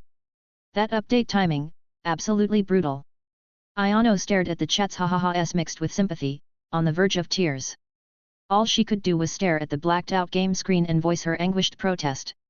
I've been praising you this whole time, and this is what you give me. She clutched her chest, wailing. Dark Phantom. You owe me big time. How are you gonna make this up to me? Dash. Meanwhile, in Cerulean City. Sunlight filtered through the blinds, casting neat lines of light across the floor of Kairos's villa. He'd just finished dealing with some loose ends following the new game festival and was calculating emotion point growth rates and forum user numbers. The number in his mind showed he was already past 99,000, very close to the 100,000 goal. Just then, the system notification chimed in his head. Ding! High-intensity emotional fluctuation detected. Received plus 1,500 emotion points from special player Cynthia. Received plus 300 emotion points from cross-world special player Iano. Kairos raised an eyebrow, a bit surprised. Cynthia just dropped 1,500 points in one go? That kind of burst only happens after major story milestones. She probably just finished that earth-shattering battle in Pseudo-Poly's city and the Necrozma and Team Plasma storyline. As expected of a Tier 3 threshold player, the points she provides are seriously impressive. In comparison, Iano's 300 points seemed a bit modest. But Kairos wasn't disappointed. In fact, he found it kind of funny. He could pretty much guess what Iano had been up to. Either she'd been startled by one of Dark Phantom's surprises, like running into a high-level wild encounter, or she'd just finished an exciting battle, like catching something good. 300 points, for someone still at Tier 2 threshold like her, was actually a decent little haul. Man, once that threshold level goes up, it's a whole different game, Kairos mused aloud. Same emotional input, but the multiplier difference is so obvious. Cynthia's single burst was worth 5 of Iano's. Looks like he'd need to create more content that could stimulate other special players and help everyone break through together. Before he could think more about how to push Iano further, a new notification sounded. This time it wasn't points coming in, but a rather unusual prompt. Ding! Special information stream detected from world number 1, host's current world, ... Content analysis, a package containing confidential industry information pointing to Dream Factory Company, along with a clear job application intent, a pledge of loyalty information package directed at Win Studio. Sender identities verified, former Dream Factory core employee group, Adam and 4 others, ... Information package received and quarantined for safety. Host may review details at any time. Pledge of loyalty? Job application. Kairos paused, not quite processing it yet. Win Studio? Wasn't that just a fake name he'd made up on the spot? He called it a studio, but from start to finish it only ever been him. Well, if you wanted to be technical, there was also one ghost. But someone actually took it seriously? And what's this about a pledge of loyalty? Chapter 202 responds to the pledge of loyalty. Why does this keep getting more complicated? Kairos ran his fingers through his hair. The whole situation? Ridiculous. Absolutely bonkers, if he was being honest with himself. But then again, and here's where it got weird, the more he turned it over in his head, the more it actually made a strange kind of sense. He closed his eyes. System, I need the full picture here. Backgrounds, motivations, everything you've got on these people. Information crashed into his consciousness like a wave. Adam. Former lead programmer over at Dream Factory. The guy was sharp, brilliant even, but possessed the social finesse of a hammer. He'd spearheaded the walkout after getting thoroughly sick of watching his company steal ideas and grind people into dust. The others who'd followed him out? Core team members, every single one. A lead designer. An artist with serious chops. A marketing whiz who actually understood games. All of them talented. All of them passionate. All of them chewed up and spit out by a company that never deserved them. The data dump also included their expos, timestamps, receipts, the whole damning paper trail they'd released right after walking out the door. So, this is legit. Kairos rubbed his jaw, thinking. Look, Nova was many things. Slimy, opportunistic, kind of pathetic. But mastermind? The man couldn't orchestrate a birthday party, let alone something this elaborate. And the cost? They'd basically nuked their own company from orbit.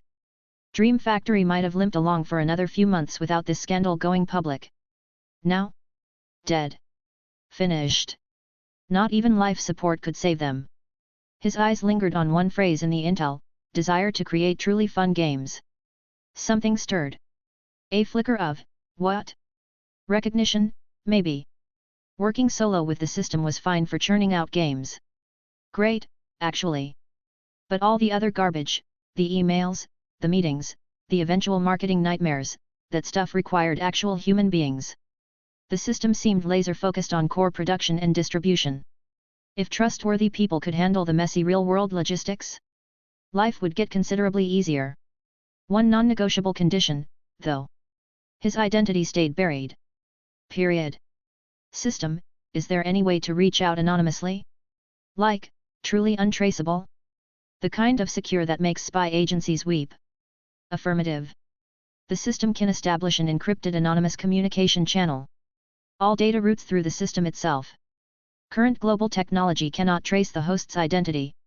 One-way or two-way transfer available. His eyes lit up. Now that was useful. Custom built for someone like him, the puppet master who preferred staying in the shadows. All right then. He paused, composing the message mentally. Send them a reply from Win Studio. Tricky balance here. Too eager and he'd look desperate. Too distant and he'd kill their motivation entirely. He was basically recruiting employees, wasn't he? So there had to be some kind of test. A way to gauge what they could actually do. And then, perfect timing, a game popped into his head.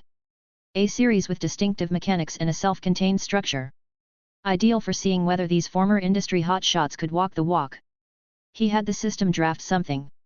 The gist: we saw your pledge, appreciated the guts it took, and welcome genuine talent, but we need proof. Attached, the concept outline and a promotional CG the system whipped up. Before hitting send, Kairos triple-checked that sender address. Encrypted. Untraceable. A ghost in the machine. Only then did he let himself relax. A small smile tugged at his lips. Time to see what they were made of. Saffron City. That gloomy coffee shop with the private room that had seen better days. Days had crawled by. Their heartfelt pledge? Swallowed by the void. The internet had moved on, Dream Factory's scandals drowned out by Emerald's explosive success. The initial fire in the group had cooled to embers, and reality's weight pressed down on each of them like wet concrete. I think. One guy slumped so far back in his chair he was practically horizontal. Maybe we should just throw in the towel. Win Studio probably never even saw our message. Or they saw it and didn't care. He sighed. Rainbow Group called yesterday. The position's a downgrade, but hey, rent doesn't pay itself. Just a little longer. Maybe. Adam's voice lacked conviction even to his own ears. He'd refilled his water glass 4 times. Didn't help. Skills? They had those in spades. Experience? Plenty. But their real currency was love for games and a stubborn streak of idealism.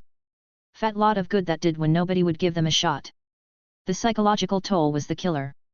The waiting, the hoping, the slow erosion of belief. The room hit rock bottom. Someone quietly pulled out their phone, probably to respond to some HR drone at a company they didn't care about. Ding! A notification. Sharp. Clear. In that suffocating silence, it might as well have been a gunshot. Adam's gaze drifted to his laptop. His eyes went wide.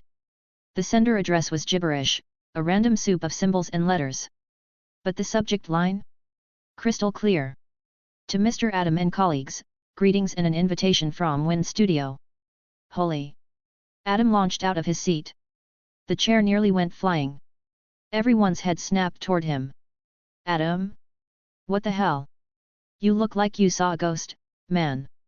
His hand trembled as he pointed at the screen. Words tumbled out in fragments. It's, they. Win Studio. They actually replied. What? You're joking. Open it. Open it now. Bodies crowded around the laptop. Despair? Gone. Evaporated. Eyes locked on the screen, breathing turned shallow and fast. Adam forced himself to take a breath. Calm. Stay calm. With fingers that definitely weren't steady, he clicked.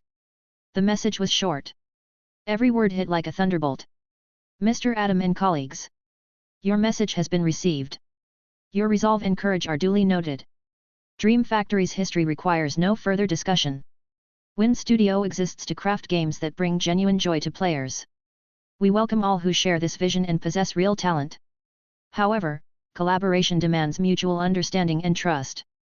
To assess your capabilities, your alignment with our philosophy, and your ability to execute on an entirely new genre, we've prepared a preliminary verification project. Project codename, Pokémon Mystery Dungeon. Attached is a concept demonstration containing the core vision and partial visual presentation. Review it carefully. Submit a detailed preliminary project proposal within 48 hours, including but not limited to, gameplay analysis, technical implementation challenges, art direction recommendations, market positioning, to this address. This serves as our assessment of your abilities. We look forward to your insights. Win Studio. That was it. No signature. No contact info. Just an attachment icon sitting there like a quiet promise. Silence. The kind of silence that presses against your eardrums.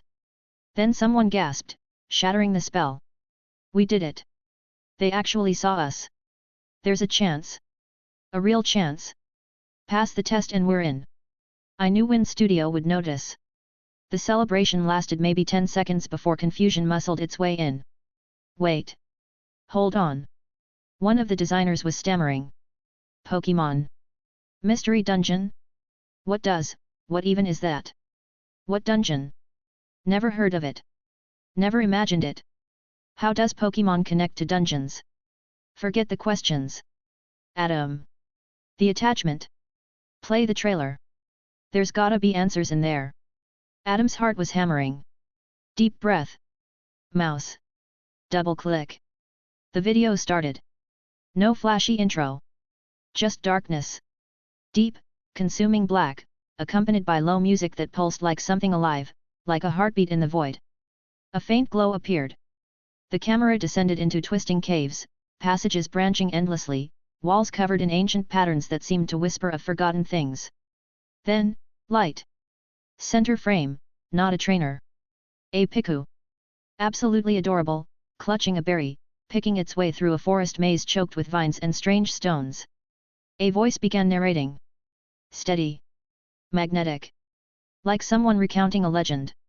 In a world where humans don't exist, a world of only Pokémon. Scene shift. A Machop heaved a massive boulder aside. Diglett tunneled through earth. Taillow wove through a sky maze filled with slicing wind. When crisis strikes, when friends need saving. The camera swung. A Trico trapped in rapids, whirlpool pulling it under, eyes full of helpless terror. Far away, Lucario and Leafeon sprinting through a burning labyrinth, desperation in every movement. The gears of destiny begin to turn. Faster now. Pokémon forming teams. Moves deployed against traps and wild creatures. Safe camps where they shared food, exchanged information. Grateful rescued Pokémon offering precious items. You will no longer be a trainer. Final image, an Absol standing on a precipice, surveying an endless, ever-shifting maze world. Sharp eyes. Unshakable resolve. You will become the Pokémon itself. Explore dungeons that never repeat. Rescue those in peril. Uncover the world's secrets. Pokémon, Mystery Dungeon. The adventure begins now. Black screen. Dash. The private room might as well have been a tomb. Adam and company stood frozen. Jaws slack.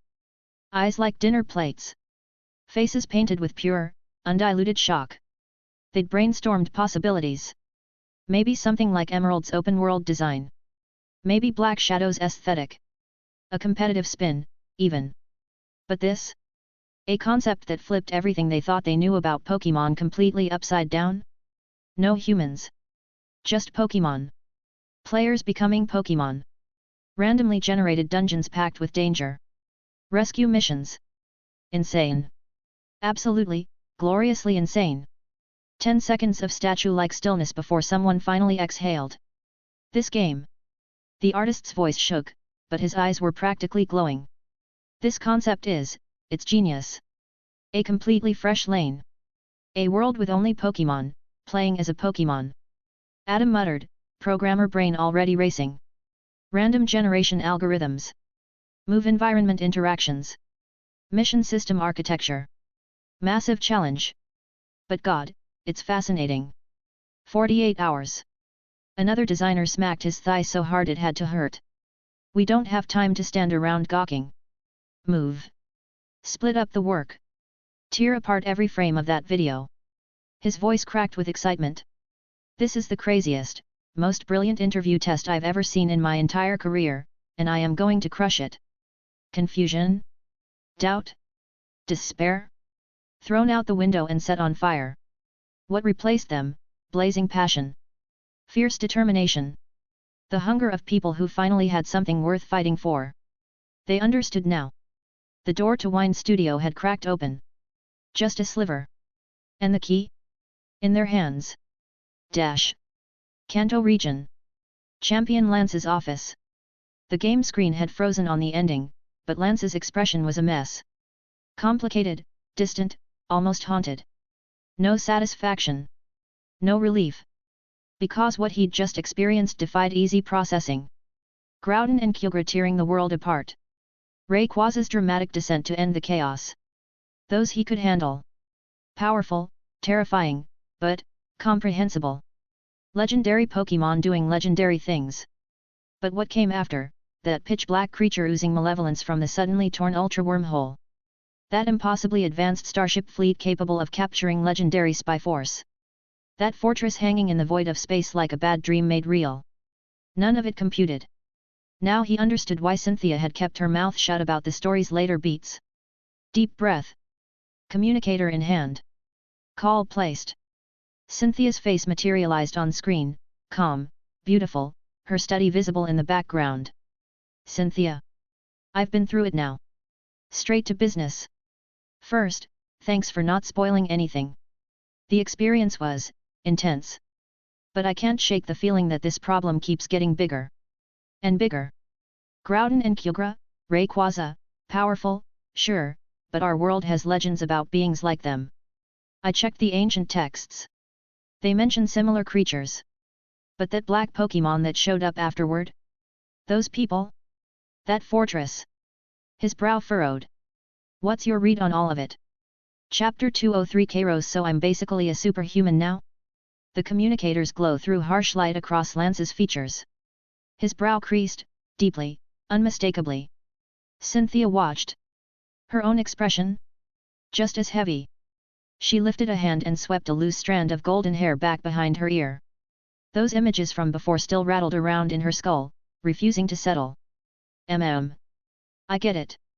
Her voice came steady through the speaker, but underneath that composure lurked something contemplative, almost troubled. That dark Pokémon. That fortress of a starship. When I first laid eyes on them, I felt exactly what you're feeling right now. They've torn apart everything we assumed about what Pokémon can do. About what technology should be capable of. That dark Pokémon. Lance caught it immediately, the telling detail. Sounds like you have some idea what it is?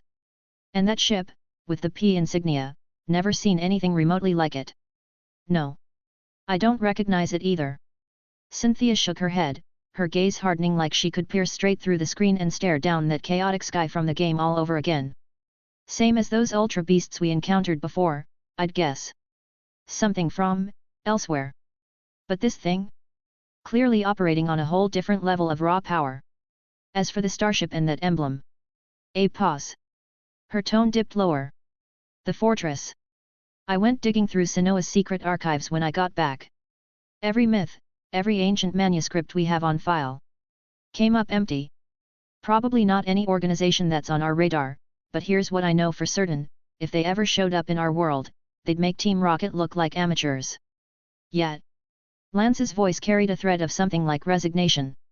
In-game, Team Magma and Team Aqua nearly ripped Hone apart chasing Groudon and Kyogre. But now, stacked against this? That whole conflict feels quaint. What do you think, if any of this actually happened here, in reality, could we even? He let the question hang, unfinished. But Cynthia understood. Those criminal syndicates they'd spent years monitoring so carefully, their threat assessment had just plummeted. Compared to a force that could casually command unknown legendaries and possessed starships capable of interstellar travel? A wave of helplessness crashed over Lance as he spoke. Should Kanto redirect its defenses away from Team Rocket remnants toward this seemingly tranquil night sky? Or, honestly, would it even matter if they did? Against power like that? Cynthia seemed to grasp exactly where his head was at. That crushing level of strength, even filtered through a screen, was suffocating. Less like an enemy you could strategize against. More like a natural catastrophe. I think that's precisely the point. She kept her voice measured. Cynthia always became this way during crises, transformed into someone else entirely, someone cooler, sharper. Power that incomprehensible, possibly exceeding even our absolute limits, conventional defenses become meaningless. We don't know where they came from. What they want. When, or if, they'll return. One priority. That's all we have, grow stronger. Use every resource available. And right now, that means the game. Experience against Pokémon and unknown threats. Breakthroughs that might translate to reality. Only genuine power could serve as a foundation against the unknown. The League's standard forces clearly wouldn't cut it anymore. Silence stretched between both ends of the call after she finished. Just the faint crackle of static filling the gap. After a beat, Lance tried to lighten things up, even a little. Setting aside their grim discussion, curiosity colored his voice. Let's table this for now. Speaking of which, how'd it feel, seeing Rayquaza in person? The actual Sky Dragon. I know you've been hunting for any trace of him forever. The shift clearly caught Cynthia off guard. She hesitated. Something wistful flickered through her golden eyes, then, unexpectedly, she laughed. Soft, genuine. Incredible. Her voice turned gentle yet resolute, threaded with wonder and satisfaction. I finally saw him again. The undisputed ruler of the skies. Single-handedly driving back 2 legendaries. That kind of power, it's so far beyond anything the old texts could capture. Just a living myth. Lance couldn't help sighing, a mixture of jealousy and frustration over his own storyline bleeding through. Yet, unfortunately, my version ended with him and that dark beast from the Ultra Wormhole both getting snatched by the starship. When that beam locked on, even Rayquaza couldn't fight it. Who knows if the game will let us mount some rescue mission later. The whole thing gives me a headache just thinking about it. Captured. Cynthia went still, surprise flashing across her features. Your Rayquaza was taken by the ship? On my end, after he dealt with the dark creature, he vanished into the upper atmosphere. Only that monster got captured. Hold on, that's not how yours played out. Lance sat up straighter, instantly catching the discrepancy. They launched into rapid comparison, dissecting every storyline detail.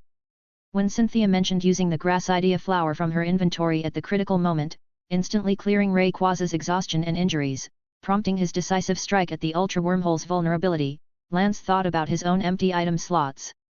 That gut-wrenching cutscene. For a second, he didn't know quite how to respond. Seriously, you had something that useful and didn't mention it sooner? But he'd only think that. Not say it aloud. I see. Never even encountered that flower. Must have missed it somewhere. Lance pressed his lips together. The sophistication of the game's branching design struck him anew. On my end, Rayquaza fought until he was basically spent. Then that tractor beam yanked him up along with everything else. Different items in your inventory actually produced completely different branches. This game keeps getting wilder. Whatever's driving it, it blows my mind more every single day. Cynthia nodded, expression serious. If that's the case, any new discoveries I make, any intel on the starship or Rayquaza's whereabouts, I'll pass it along immediately. More information can only help us prepare. Appreciate it. Lance accepted the offer, then shifted gears, tone sharpening again. On another note, this game's influence is exploding. After what happened before, I'd bet every trainer worth their salt worldwide has gotten their hands on a copy. Elite Four members, champions, everyone's jumped in. Even the ones outside our group chat.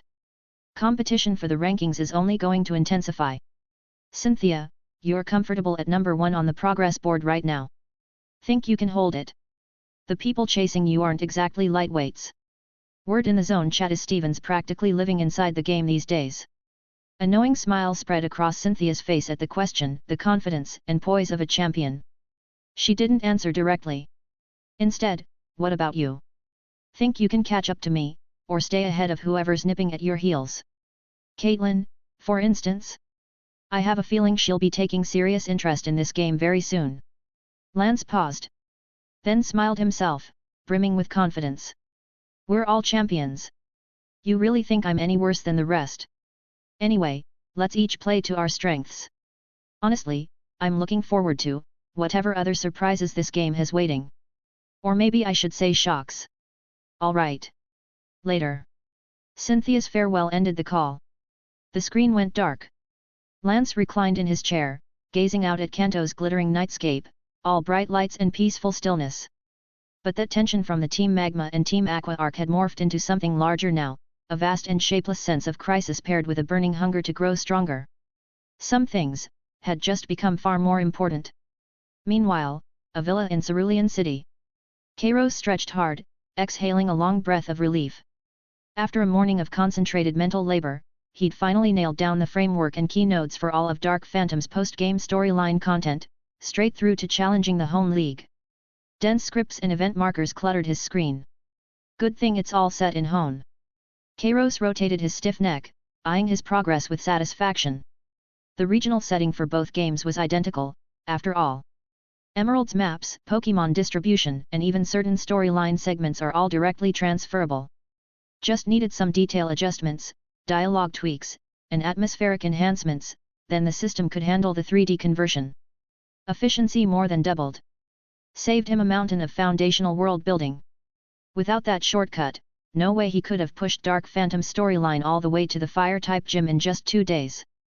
But he also understood perfectly well that this game's true essence wouldn't reveal itself until the first playthrough ended, when players believed they'd reached a satisfying conclusion after defeating the champion. That's when the real show began. Hidden explorations involving parallel worlds, inverted identities, interconnected storylines, the reason Dark Phantom had earned its name and reputation. Next priority, the late-game content. That's the main event. The emotional payload. He muttered to himself. Honestly, the more he considered it, the smarter that decision to recruit those programmers from Dream Factory seemed. As games accumulated, his workload would only grow. Not every project would be like Dark Phantom, conveniently borrowing assets from its predecessor. Let me push a bit further. Just as he was debating whether to use that earlier module for adding hidden Easter eggs to Dark Phantom, a prominent system notification materialized in his vision, accompanied by a cheerful chime. Ding! Congratulations, host! Special player Lance's emotional threshold has been upgraded to LV3. Kairos's eyes lit up immediately. Knew it'd work. Rayquaza, the most iconic Dragon-type legendary, appeared at the critical moment, demonstrating absolute power that crushed 2 gods. For Lance, the Dragon Master, utterly devoted to Dragon-type strength, the impact was obvious. If the threshold hadn't risen? Now that would have been weird. Wonder if Iano's threshold can break through after watching this segment. Kairos rubbed his chin thoughtfully. Logically, Rayquaza's dramatic entrance should have left a strong impression on any player. But for another threshold upgrade, it seemed to require a professional match situation like Cynthia's and Lance's cases. Cynthia was obsessed with mythology. Lance was devoted to Dragon-type power. Their core traits had been precisely triggered. But Iano, what was her deepest characteristic, exactly? Viewer engagement? Electric-type Pokémon? Honestly, Kairos couldn't quite pin down what made that Electric-type gym leader and streamer tick. If this storyline segment wasn't enough, he'd need to observe more carefully going forward. As his thoughts churned, reward notifications for Lance's threshold breakthrough started cascading. Ding! Detected that special player Lance's emotional threshold has been upgraded to LV3. Congratulations, host, on receiving your upgrade rewards. Reward 1, Emotion Points x 5000. Reward 2, S-Rank System Item Storyline Branch Key x1. Reward 3, unlocked a special character ability related to player Lance's core trait, Dragon's Majesty, S+. 3 orbs of light materialized before Kairos's eyes. But his burning gaze locked firmly onto the final orb, the one radiating a dark golden sheen, with what looked like a dragon silhouette swirling around it. The S and ability orb. He selected it immediately. Golden notifications bloomed. Special ability, Dragon's Majesty, S+. Description, born from profound resonance with the primal life force of dragon types and the acknowledgement of a sovereign will. Grants the holder majesty and influence akin to a legendary dragon god, capable of intimidating, guiding, and even forcibly commanding dragon-type Pokémon. Effects: Dragon sovereignty, possess extremely potent natural intimidation and affinity toward dragon-type Pokémon.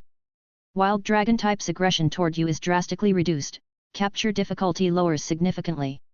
Loyalty and bond growth speed with captured dragon types is doubled.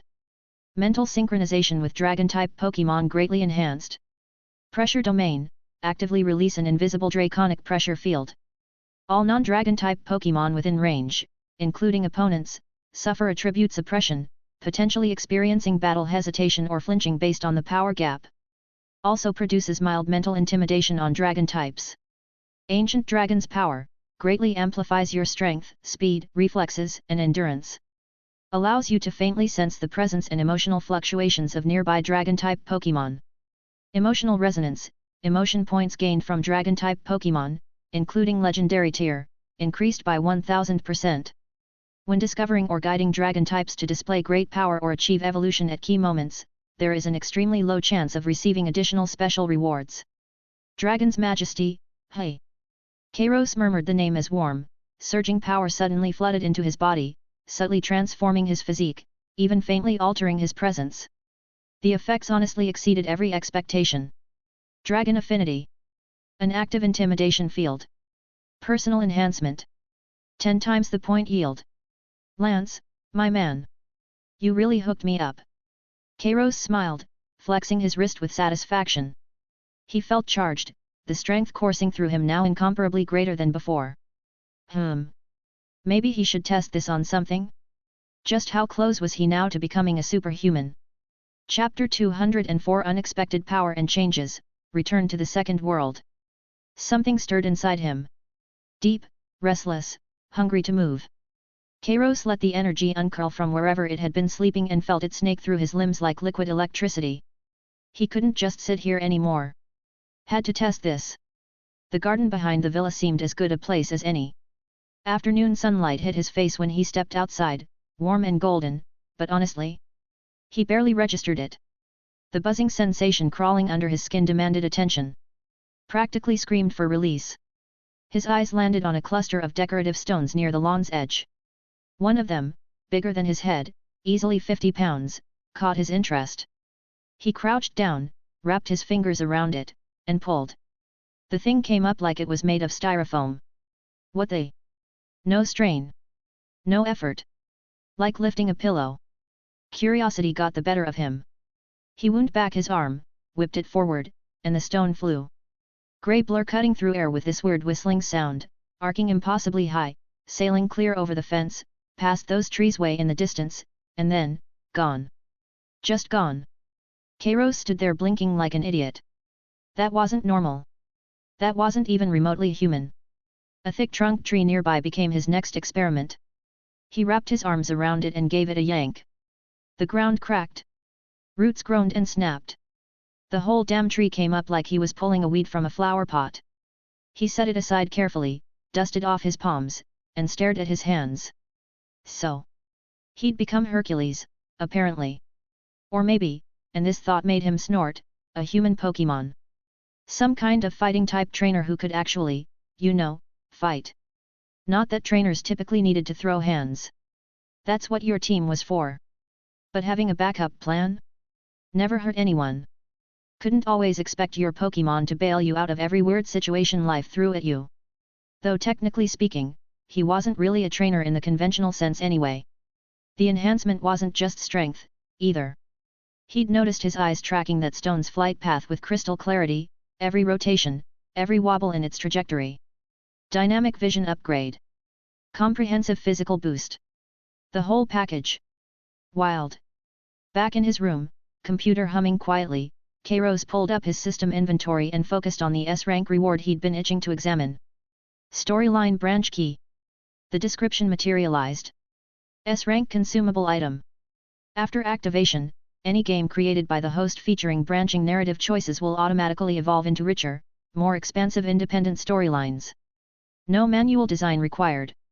Emotion points generated from evolved storylines receive a 300% multiplier. Self-evolving stories. Triple points. 0 extra work. He let out a low whistle. This thing was genuinely impressive. Instead of every branch leading to a handful of pre-scripted endings he'd painstakingly mapped out, choices would ripple outward like actual timeline fractures. Players making decisions that genuinely reshaped the game world. Unpredictable. Immersive. Alive. If he'd had this earlier. That Rayquaza sequence alone. Lance and Cynthia's emotion points, tripled? He did the math real quick and immediately wished he hadn't. The missed potential made his chest hurt. Whatever. Future gains would make up for it. Mystery Dungeon popped into his head, the project his programmers at Dream Factory were grinding away on. Randomness, narrative depth, player-driven storytelling, actually a perfect match for this key. Speaking of which, how was their progress coming along? Hopefully those professionals could surprise him. Many hands, lighter work, fresh perspectives, all that good stuff. And with him as the quality control safety net, the final product couldn't possibly turn out terrible. He filed the key away mentally and opened the quest panel. The forum building mission showed 9,800 participants. 200 more and Phase 1 would complete. He'd checked a couple days ago, place was already buzzing with strategy threads, discussion posts, even some entrepreneurial souls hawking paid guides. 200 people? Final stretch. Probably done by tonight. Dismissed that notification. Moved to the main quest. First requirement, looking more achievable by the day. Emerald had cracked 6.5 million copies in this world and showed no signs of slowing down. 10 million was basically inevitable at this rate. Money? Not a concern anymore. He could buy whatever caught his fancy. The real headache was requirement 2. Create something using the advanced production module, then hit 5 million sales. And unlocking that module demanded 50,000 emotion points. Current balance, just over 46,000. Even with Lance's recent 5,000 point threshold reward, he was still short. What could the advanced module actually do? The curiosity gnawed at him. The intermediate version had already exceeded expectations. Wait. That other world. The one connected through his dimensional communicator. Wasn't there a mission requiring 10,000 emotion points from there? He remembered uploading Dark Phantom to their platform and watching the points skyrocket. Given their massive player base and how completely novel the game was to them, 10,000 should have been pocket change ages ago. So why no completion notification? He yanked open the communicator's subquest panel. The number made him freeze. Cumulative emotion points from World 2, 90,127. 90,000. Sitting there. Stagnant. Hadn't budged in, how long? That made 0 sense. Dark Phantom had landed in that world like a meteor, groundbreaking, unprecedented, the kind of thing that should have generated sustained buzz for months. Even accounting for initial hype dying down, complete stagnation? Something was wrong. What the hell happened over there? His mind cycled through possibilities. Nothing stuck. Not enough data, too much speculation. Frustration coiled in his gut. That world wasn't just an emotion point goldmine, it was his gateway to the third world. Without hitting the 10,000 milestone, no forward progress. Forget guessing. He needed eyes on the ground. Decision made. He'd go check things out personally. Besides, he'd been meaning to investigate the legendary Pokémon situation there ever since unlocking that registry. No time like the present. Kairos stood, instinctively reaching for Chandelure, but a quick search of the villa turned up nothing. That ghost had been annoyingly elusive lately. Here 1 second, vanished the next. Fine. Jengar, then. They hadn't been partners long, but between collaborative game development and shared meals, a decent rapport had formed. Bringing Jengar along made sense. Plus, with his new ridiculous strength and Ho-Oh's feather as an emergency trump card, what could really go wrong? He found Jengar in one of the back rooms, completely absorbed in gameplay. Stubby purple hands flying across controls, round face scrunched in concentration, navigating some cave system he'd probably helped design. Testing his own work. Kid had gotten skilled under Kairos's tutelage. Jengar. Need a favor. Jengar spun around looking utterly bewildered, clearly interrupted at a crucial moment, his expression basically a giant purple question mark. When Kairos explained they were visiting another world, Jengar's eyes went dinner plate wide. Mouth gaped open big enough to fit a pokeball inside. Relax, it's not dangerous. Kairos held up the rainbow-feathered band on his wrist, the one pulsing with faint but unmistakable life force. Just stick to my shadow, keep watch. Anything weird happens, we've got each other's backs. The feather's aura radiated outward. Warm. Peaceful. And underneath that gentleness, an absolutely terrifying depth of power. Jengar studied Kairos, then tentatively reached out with his senses toward the feather, and immediately flinched. What in the actual? How had this guy produced another insane artifact after just a few days? The energy contained in that thing felt like it could dissolve him where he stood. And something about Kairos himself felt different. Fundamentally changed from before. Whatever. Overthinking hurt. Another world did sound kind of interesting, actually. Jengar nodded. His body melted downward like shadow becoming liquid, sinking soundlessly into the darkness at Kairos's feet. Only his signature white eyes and crescent grin remained visible, barely, in the gloom. Let's do this. Deep breath. Focus. Dimensional communicator activated. The brick-like device hummed its familiar tone. Space warped in front of him, folding and twisting until a swirling vortex of deep midnight blue yawned open. Kairos stepped through without hesitation. Light consumed his figure instantly. Behind him, the villa room fell silent. Only the computer screen continued its soft, steady glow. Dash. Dizziness faded. Solid ground met his feet. Something was immediately, horribly wrong. The air reeked. Ozone and machine oil hit him first, sharp, chemical, intrusive, followed by the sour rot of garbage left too long in summer heat. This wasn't right. Gone were the gleaming futuristic streets from his last visit. No soaring glass towers. No clean sidewalks. Instead, decay. Chaos. Squat buildings cobbled together from corrugated metal and cheap concrete, walls streaked with grime and splattered with neon graffiti that probably meant something to someone. Roads cratered and pooled with suspicious puddles. Discarded machine parts scattered everywhere like mechanical bones. Rust-eaten pipes crisscrossed overhead, allowing only slivers of weak light to filter through. The atmosphere pressed down, thick, oppressive, hard to breathe. Kairos froze. Scanned his surroundings. An urban slum? Had the transport glitched? Was this even the same world? Before he could process further, movement. A rustling noise from behind a pile of abandoned metal drums. 3 figures emerged. Young men. Scruffy. Blocking his path with expressions that said friendly wasn't on today's menu. Well, well. Fresh meat. The leader, neon green hair, toothpick dangling from his lips, gave Kairos a slow once-over. His gaze snagged on the relatively clean clothes. You look like you've got coin, friend. Funny thing, we're running a bit short ourselves. Maybe you could help us out. His 2 buddies snickered, beckoning with grimy hands. 3 Pokémon materialized. A electrode rolled forward, its red and white shell wrapped in crude metal armor, lead strips flickering unstable crimson. A magnemite hovered beside it, original screws replaced with complex mechanical assemblies, magnetic poles thrumming with barely contained charge. And a Joltik, tiny thing with a miniature battery pack strapped to its back, legs glinting with metallic augmentation. Kairos studied them. Same world.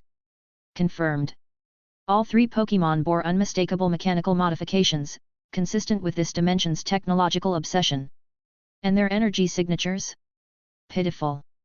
Weak enough that he barely registered them as threats. At his feet, his shadow rippled. Jengar had sensed the danger. Ready to surface. Chapter 205 The Lower City, a total ban, and a mysterious call. 3 punks. Mechanically modded Pokémon. A tight circle closing in. Kairos felt the shadow beneath his feet do that telltale ripple, Jengar getting antsy, ready to explode out and wreck somebody's day. Stay put. He barely moved his mouth.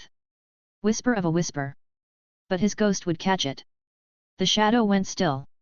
Confused, probably. And honestly, Jengar had every right to be ticked off. What gives, man? The ghost was almost certainly thinking something along those lines. You dragged me all the way out here for exactly this kind of garbage, and now I am supposed to just sit here? Fine. Whatever. Jengar folded its spectral legs, settling in like someone grabbing popcorn before a movie they did not ask to watch. The punk with hair like radioactive slime noticed Kairos was not flinching. Was not even sweating. Just standing there, mumbling to himself like some weirdo. That stung. He spat out his toothpick, real dramatic about it, and threw up a hand signal. Oh, so we are playing tough guy? Electrode, flatten him. Magnemite, light him up. Joltik, Electro Ball, now. The electrode came first. Clunky red armor bolted to its body, unstable looking, sparking at the seams. It rocketed forward like a chrome bowling ball with anger issues. Magnemite shuddered, actually shuddered, poor thing, before coughing out 2 pitiful arcs of electricity. And the Joltik, tiny battery pack strapped to its fuzzy back, lobbed a golden sphere of crackling energy his way. Kairos did not move. Why would he? This was precisely the field test he had been waiting for. How tough was this enhanced body of his, really? Time to find out. Thunk. The electrode nailed him square in the shin. Felt like, honestly, like getting bumped by a pool noodle. Maybe less. The thing ricocheted off, spinning on the ground like a confused top. Bzzzt. Bzzzt. Thunder shock hit his arm, his chest. Little tingle. Not even unpleasant, really, more like static from a cheap carpet. No redness. No nothing. The current just disappeared into him. The electro ball? He swatted it aside with his palm. Gone. Absorbed. Pathetic. What the? That is not possible. What the actual? Their faces. God, their faces. Eyes bulging, jaw slack, the whole tough guy act crumbling like wet cardboard. And deep in the shadow, Jengar was having its own moment. Holy crap. Okay, yeah, these Pokémon are trash tier, I get it, but... tanking direct hits like they are mosquito bites? What have you been doing when I am not looking? Kairos brushed off the spot where the electro ball had landed. Just dust, really. His assessment was confirmed, these Pokémon were pathetically weak. Starter level at best. Maybe the mechanical junk bolted onto them was siphoning their combat potential. Or maybe this world just produced feeble Pokémon in general.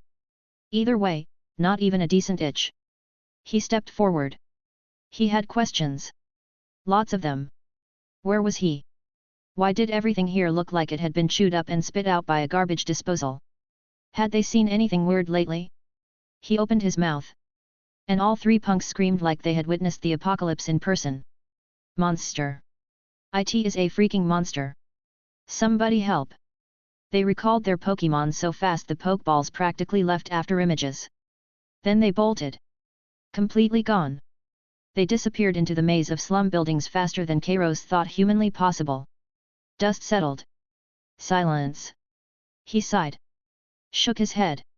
Cannot really fault them, he supposed. If he had watched somebody shrug off Pokémon attacks like they were party favors, he would probably sprint even harder. So. No directions, then. He would have to figure this out the old-fashioned way. The alley stretched ahead, narrow, grimy, stinking of things he did not want to identify. Low metal shacks leaned against each other like drunks at closing time. Concrete structures with cracks running through them like varicose veins. This was nothing like the chrome and neon paradise he had glimpsed during his first visit. This felt like walking through the city's infected wound. Something caught his eye. Propped against a rusted pipe sat an old piece of equipment.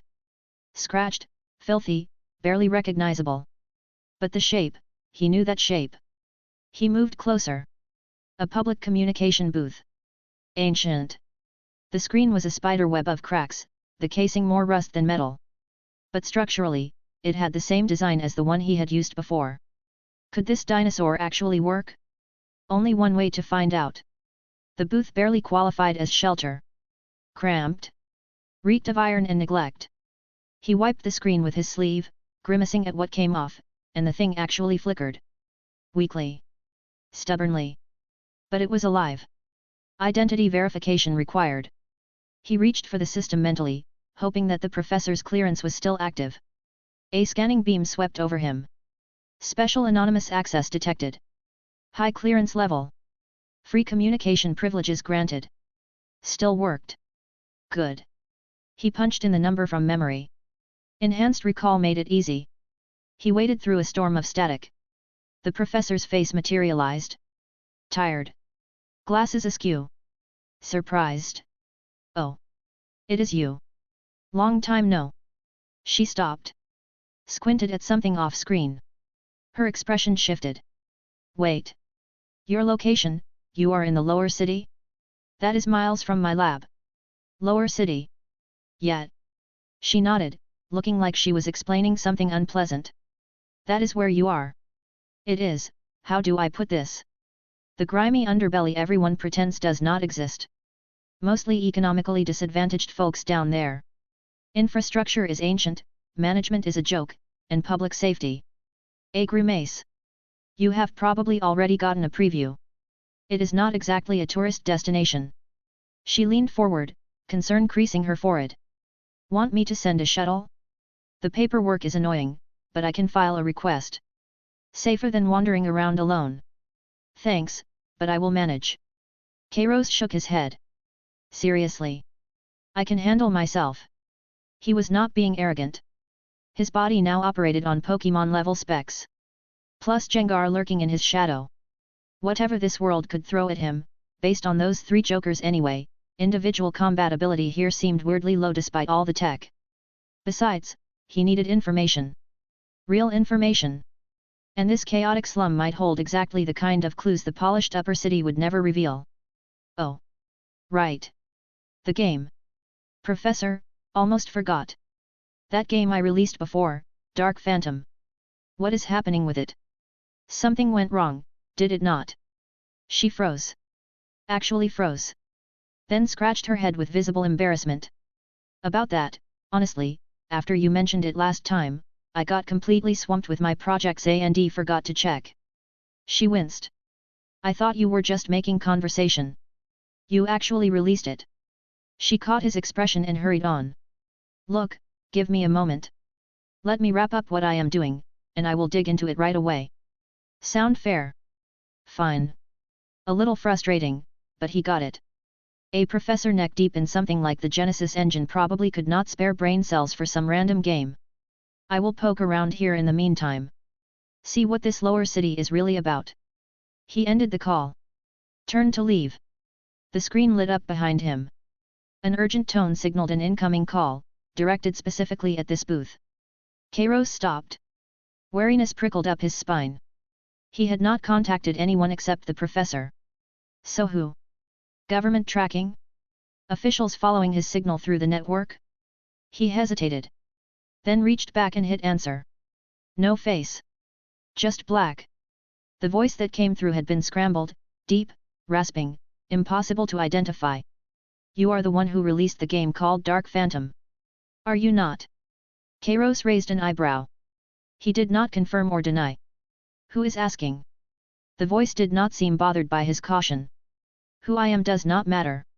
What matters is this: are you aware your game has been classified as contraband? Total ban. The League has resources hunting for your identity. Your location. A pause. Almost amused. And here you are, casually connecting to public channels. Bold move. Are you not worried about someone tracing your signal and kicking down your door? That threw him. Banned? He had guessed maybe server issues. Declining interest. Not suppression. I released a game, he said slowly. Fiction. Stories. Why would that get banned? It is not the game itself that is the problem. The voice hesitated, as if weighing something. It is what you put in it. Another pause. Never mind. Cannot discuss this over open channels. You are broadcasting from the lower city, right? Coordinates appeared on the screen. An address. A name, the Rusty Propeller. If you want answers, real answers, go there. Ask for someone called Old Smoker. Best information broker in the underground.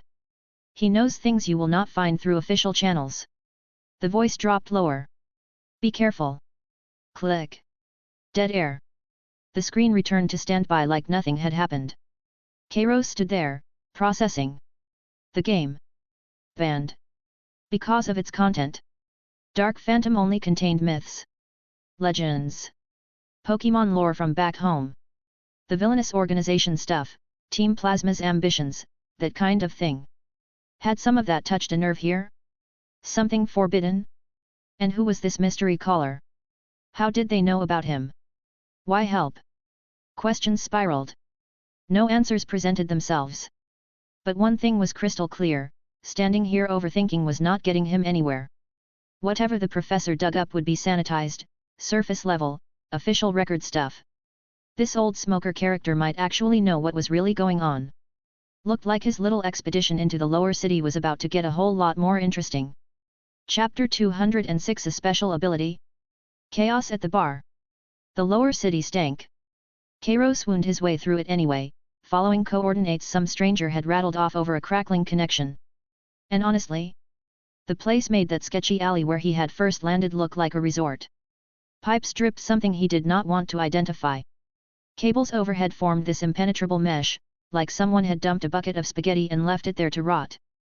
Oil, garbage, and the unmistakable funk of too many bodies crammed into too little space. Delightful. People existed here. That was the only word for it. Existed. Hollow-eyed figures sprawled in shelters cobbled from shipping containers and tarps, looking like they had given up on anything better a long time ago. The Pokémon situation was different down here too, not just those chrome-plated electric types from topside. He spotted a Meowth wielding welding torch claws, sparks flying as it patched sheet metal. A crew of macho-called crates nearby, hydraulic rigs bolted to their backs doing most of the heavy lifting. And in the corners, quick hands exchanged quick goods. Black market stuff, obviously. Weird, seeing it all. The professor's gleaming district might as well have been on another planet. Anyway, he was lost. The alleys followed zero logic, and the signs were faded beyond reading.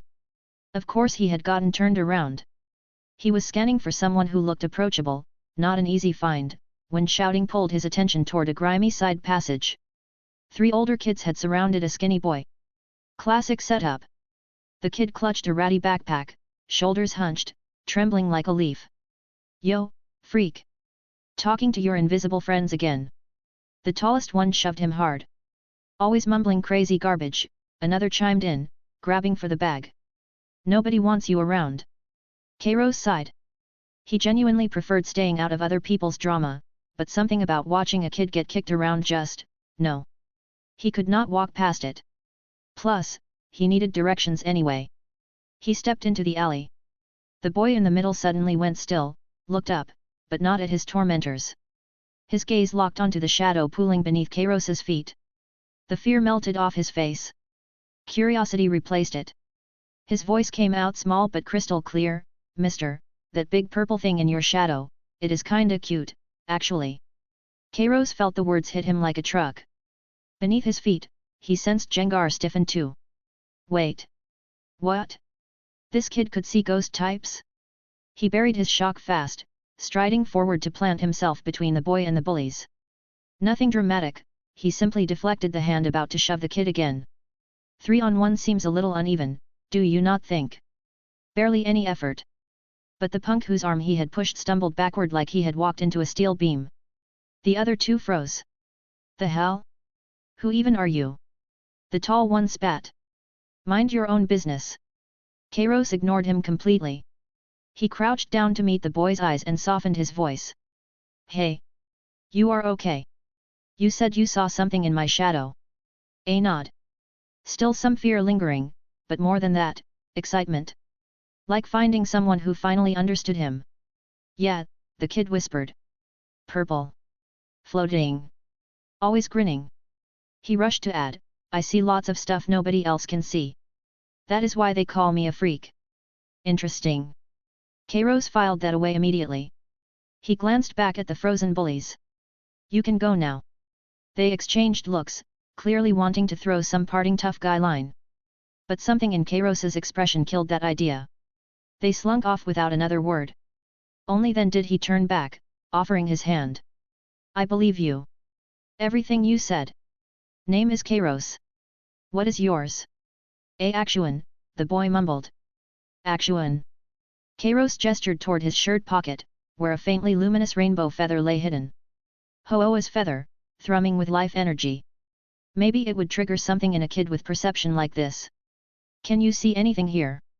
Actuan squinted at the spot. Shook his head slowly. Cannot see it, but it feels warm. Really warm. Like little candle. Little candle. Something shifted in the boy's expression. He unzipped his worn backpack with exaggerated care, revealing soft cloth padding inside.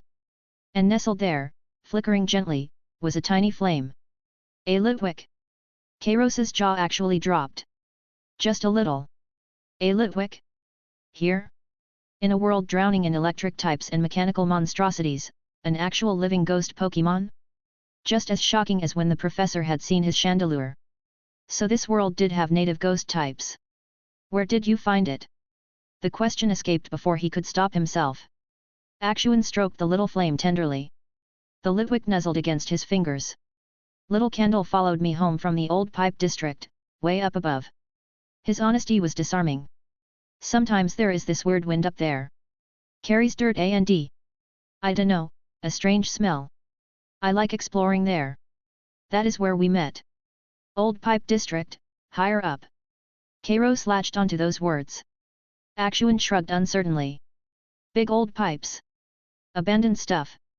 Nobody really goes there, and the League patrol bots almost never show up. Questions piled up in Kairos's head, but he swallowed them.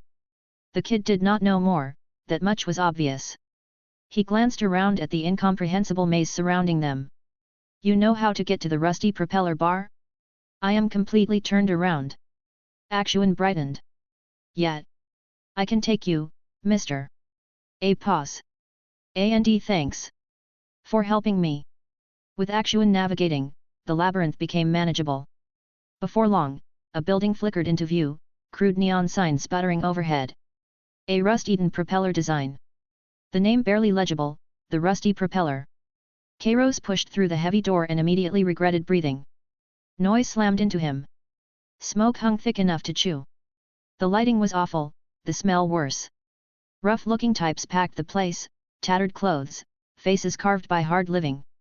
Modified electric Pokémon hummed alongside their owners, filling the air with a constant low buzz. Chaotic. Oppressive. Home sweet home, apparently. He told Actuan to stick close and made straight for the bar. The bartender was a slab of muscle with a scar bisecting his face, idly polishing a glass. Looking for old smoker, Kairos said. No preamble. One eyelid lifted. The bartender took in Kairos's relatively clean clothes and snorted. Old smoker? Know the rules. 2 fingers rubbed together. Universal language. Kairos patted his pockets. Oh. Right. He was broke in this world. I don't have money at the moment. No money. The bartender's voice pitched up like he had heard the century's best joke. Hey, everybody. Upper city rich boy wants free intel. Laughter erupted around them. Mocking, ugly laughter. Actuan tugged nervously at Kairos's sleeve. Maybe we should come back? I have a little saved up at home, I could. Kairos frowned, weighing options. Leave and return or go with something more creative. Then his gaze snagged on 3 familiar figures slouched in the corner. Neon green hair. The same punks who had tried to mug him earlier and bolted when things got scary. They were drinking, laughing, having themselves a grand old time. Well. Problem solved. He shook his head at Actuan, don't worry, and walked directly toward their table. One of them noticed. Recognition flickered. His smile curdled instantly, drink nearly slipping from his fingers. The crowd picked up on the tension. Conversations died. Everyone watched with hungry anticipation. These 3 were known quantities, local muscle, not to be messed with, and this stranger who looked like easy pickings was strolling right up to them. This should be good. Kairos stopped at their table. Voice casual. Need a favor. I need money to see old smoker. Dead silence. Then sharp intakes of breath all around. Was this guy suicidal? Talking to them like that? Asking to borrow money? But what followed made every jaw in the room hit the floor. The 3 did not get angry. They launched from their seats like rockets, scrambling over each other, forcing painful smiles onto their faces. Be boss. Please, sit. Sit down. The green-haired leader frantically offered his own stool, wiping it down with his sleeve. Drink? You want something? Kid, want juice? On me. Totally on me, another babbled. The 3rd whirled toward the bar and bellowed, Scarface. Get old smoker. Tell him there is someone important. Move it. The bar went cemetery quiet. Everyone stared. Kairos's calm face. The 3 punks performing complete personality transplants. What was happening? Actuan sipped the synthetic juice they had frantically purchased for him, peering up at Kairos. Why are they so scared of you? Kairos shrugged. No clue. Maybe folks around here are just naturally hospitable. The 3 punks' faces went green at that. Hospitable? Were you kidding? They knew exactly why they were acting like this. But outwardly, all they could do was nod along, smiles strained to breaking. Yet. Gotta treat friends right. While Scarface went to deliver the message, one punk leaned close and whispered, "Boss, careful with old smoker. If you want to trade info, you need something valuable. Something that catches his interest. That is his rule. Otherwise..." He trailed off ominously. Another elbowed him. "Moron, why are you warning him? With the boss's strength, old smoker is nothing to worry about." "Enough." Kairos cut them off with a slight smile. "I know what I am doing." The scarred bartender returned. His attitude had shifted noticeably, respectful now. He gestured toward the back. "Sir, old smoker will see you." Kairos nodded, took Actuan's hand, and followed. A hidden corridor. A heavy metal door at the end. The bartender knocked, then pushed it open. The room beyond was quieter. Still dim, but arranged like some hoarder's museum, mechanical parts dangling from walls, yellowed maps, even what looked like Pokémon skull fossils. The air was thick with tobacco and machine oil. A man in his 50s occupied a battered leather couch. Grease-stained jacket. His left arm from the elbow down was polished chrome, mechanical replacement. An old metal pipe hung from his teeth, smoke curling upward. Beside him, perched on a stand, was a mercrow. Beak, talons, eyes, all clearly modified. Red mechanical irises tracked the newcomers coldly. "Old smoker." The man's gaze swept over Kairos, lingering on those clean clothes. His expression soured immediately. "Dressed like that, coming to the lower city." Displeasure dripped from every word. "Don't want upper city rich boys here." "Scarface, throw him out." Two heavies stepped forward. But Kairos just smiled. He patted Actuan's shoulder reassuringly, then calmly retrieved a small cloth pouch from his system space. He set it on the table. Soft metallic clink. "Friend." His voice was easy, confident. "Got something good here. If you don't look, you might regret it." Old smoker paused mid-puff. His sharp eyes shifted from Kairos's face to that ordinary-looking pouch. Tension stretched. Then he exhaled a cloud of smoke. He waved his men back. Chapter 207 Shocking Secret, Survivor's Remnant Pages. The old smoker held his pipe in his mouth without touching it with his hands, using only his good right eye to glance at the bag. He gestured toward the mercrow perched on a nearby stand. The mercrow fluttered down, using its mechanical beak to deftly untie the rope at the bag's opening, then scratched at the contents with its claws. The first things that rolled out were several red and white spheres, the ordinary pokeballs Kairos carried with him. The old smoker raised an eyebrow, seeming slightly more interested. He reached out and picked one up, examining it carefully under the dim yellow light, his fingers stroking the smooth surface of the sphere. "This craftsmanship, pretty ancient. Nobody uses these clunky, inefficient containment devices anymore. Kid, where'd you get your hands on this thing?" Kairos didn't answer, just lifted his chin slightly, signaling the mercrow to continue. The mercrow pulled out another item from the bag, a compact object with a metal connector, a USB drive. At the sight of this, the old smoker's eye clearly brightened.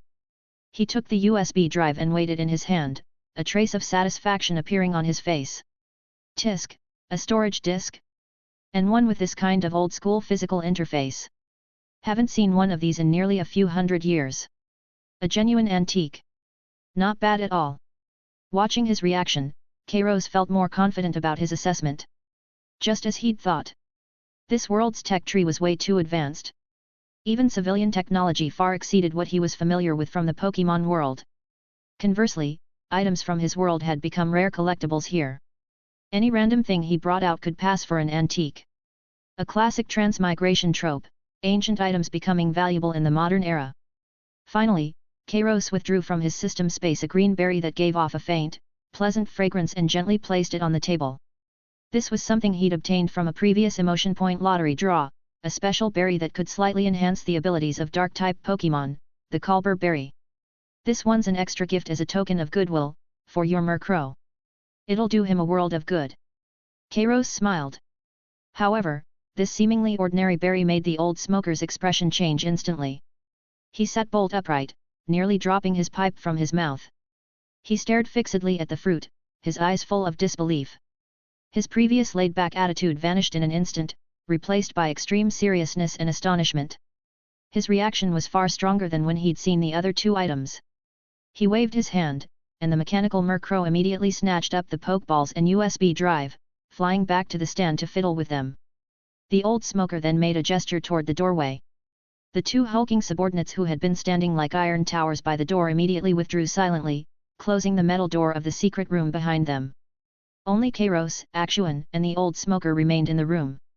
Axuan stayed close to Kairos, clutching the backpack in her arms, while Litwick's faint flame flickered through the gaps in the bag, casting barely visible light. The old smoker took a deep breath, smoke slowly seeping from his nostrils. His gaze sharpened, looking directly at Kairos as he lowered his voice and asked, word by word, "You aren't from our world, are you?" Kairos froze for a moment. How did this guy figure that out? He'd originally just wanted to find out why the game was banned. He hadn't intended to reveal his identity or origins, since normally people wouldn't believe it anyway. The other party must have deduced something from the items he'd given, specifically from that berry. But why would a single berry lead to such a bold assumption? Did this world not have this type of berry? But that didn't make sense logically. The old smoker couldn't possibly know every berry in existence. That shouldn't be the reason. Kairos stopped overthinking and simply nodded, candidly confirming, "That's right. I come from another world." The old smoker fell silent, just quietly smoking his pipe. Through the swirling smoke, the expression on his face shifted uncertainly. After a long while, he finally exhaled a heavy smoke ring, his voice carrying a complex emotion. "No wonder. So what exactly are you doing in this dump, trying to dig up information?" Kairos gave a brief account of what had happened. After arriving in this world, he'd created and released a game called Pokémon Dark Phantom, but it was quickly banned entirely by this world's so-called alliance. Then a mysterious person contacted him, saying the game's content was problematic, and directed him to find the old smoker for answers. A game? What kind of game could stir up this much trouble? The old smoker seemed somewhat surprised. Without further explanation, Kairos pulled out another USB drive and plugged it into an equally ancient-looking computer interface in the corner of the secret room. The computer screen flickered a few times before barely starting up. Kairos operated it briefly and pulled up a meticulously crafted CG animation from Pokémon Dark Phantom. This segment showed Rayquaza soaring through the ozone layer, with a spectacular view of azure oceans and green continents below. The moment the footage played, both the old smoker and Axuan beside him froze. The old smoker's eye widened, his mouth slightly agape, pipe tilting to one side. He didn't even notice when ash fell onto his coat. Axuan seemed completely mesmerized. That vast blue sky on the screen, those surging ocean waves, those endless, vibrant forests. All of it was something he'd never seen in all his years, couldn't even imagine. A world that had vanished 500 years ago, presented in such a vivid, stunning way right before their eyes. The impact was overwhelming. When the CG finished playing and the screen went dark, the old smoker still hadn't snapped out of it for a long time. Only when Kairos cleared his throat lightly did the old smoker's body tremble, his gaze complex as he looked at Kairos. Sigh. The old smoker let out a long sigh, removing the long-extinguished pipe from his mouth and tapping it against the corner of the table. Normally, no matter how much money someone threw at me, I'd never breathe a word of this intel. But today, considering that gift you brought and where you're from, I'll make an exception.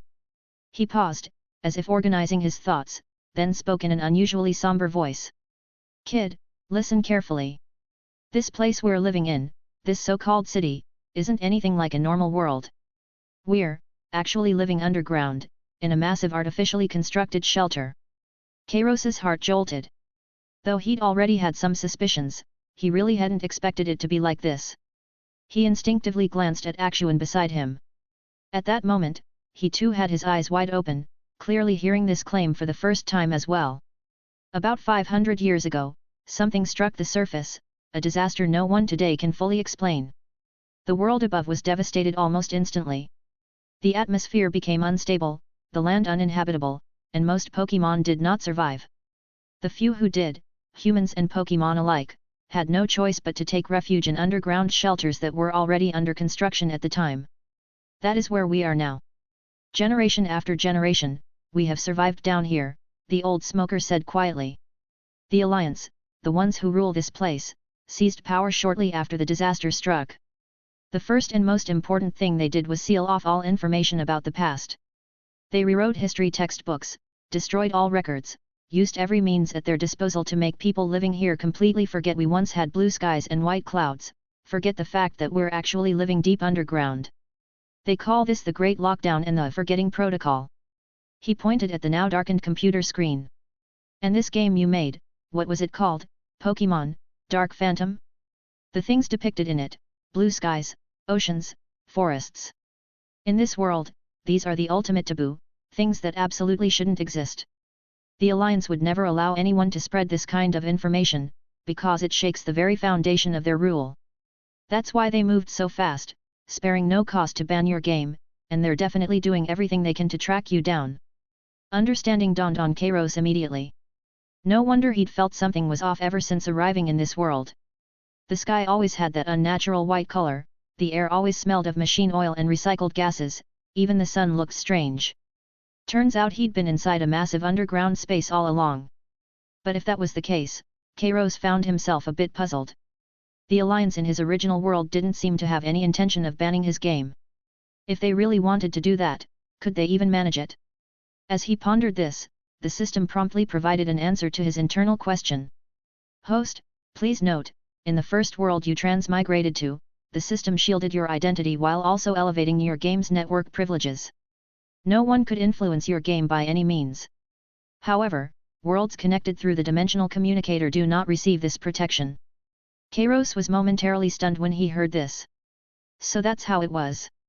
Looked like he really did need to resolve this issue. At the same time, the old smoker stopped talking, his gaze falling on Kairos once more.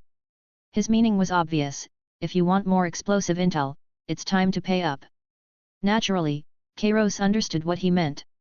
He directly pulled out several different types of berries from his system space, one of each kind that he'd obtained from previous lottery draws.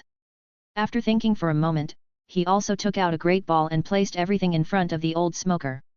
These things weren't particularly valuable to him, but for this underground world, especially for someone knowledgeable like the old smoker, they were genuine treasures. The old smoker looked at the small pile of naturally fragrant items on the table, his eyes going straight. The mercrow flew down without needing instruction, carefully picking up all the items and locking them in a large metal cabinet. He seemed even more satisfied with Kairos's payment, rubbing his hands together, the wrinkles on his face smoothing out somewhat. He continued in a lowered voice. Moving on. The Alliance has a specialized agency called the Historical Truth Management Bureau. Nice sounding name, but what they do is dirty work, erasing all traces of history. The investigation into you and your game is very likely being led by them. These guys use some seriously underhanded methods. You'd better be careful. Crossing them is no joke. Kairos waved his hand dismissively, signaling it was fine. There probably wasn't anyone in this world who could threaten him yet. To obtain more information, he took out a rare candy and placed it on the table. Though the old smoker didn't know the exact effects of this candy, he could clearly sense the peculiar energy contained within it and naturally knew it was another good item. The old smoker took a deep breath, in a good mood. It had been a long time since he'd acquired so many quality goods. He no longer hesitated and revealed a deeper secret. As for the surface world, that's about all I know and can tell you. But in this lower district, there exists a secret organization called the Watchers. Watchers? Kairos repeated the name. Yet. The old smoker nodded, his expression growing even more serious. Supposedly they're descendants of survivors from the era of the Great Catastrophe, passed down secretly through generations. Like preserving the last embers of a fire, they've been covertly passing on fragmentary information and legends about the surface world, steadfast in their belief that the truth will one day re-emerge. I guess I'm sort of an outside contact for them. He glanced at Kairos. The answers you're looking for, about how to deal with the Alliance, or perhaps, maybe even finding a way to the above, might have to start with a relic the Watchers have preserved. What relic? Remnant pages called the Survivor's Diary. The old smoker looked left and right, appearing quite vigilant. Supposedly left behind by someone who personally experienced that catastrophe 500 years ago. It not only records the horrors of the disaster but might also mention clues about an ancient passage to the surface world that may not be completely sealed, the Sky Vault. Kairos's interest was immediately piqued. A passage back to the surface world? After going through that disaster in another 500 years, he was genuinely curious what the surface of this world had become. But the remnant pages are hidden deep, in the depths of the old data port. That place is now the Alliance's waste data processing center. The surface security isn't too heavy, but the environment inside is complicated, full of scrapped machines and automated cleaning robots on patrol. The old smoker warned, as long as you don't alert those cleaning robots, there shouldn't be much of a problem. But for the exact location of the remnant pages, you'll need to meet with the Watchers first. After hearing this, Kairos made his decision. First, he'd go see what kind of people these Watchers were, then head to that old data port to find the remnant pages of the survivor's diary. With that in hand, he could better understand the truth of this world and figure out how to proceed. No time to waste. Kairos stood up. Thanks. Give me the address. The old smoker didn't say much more, quickly scratching out an approximate set of coordinates on a scrap of metal and handing it to Kairos, snorting through his nose. Good luck, kid. Remember, if the History Bureau people get on your tail, run.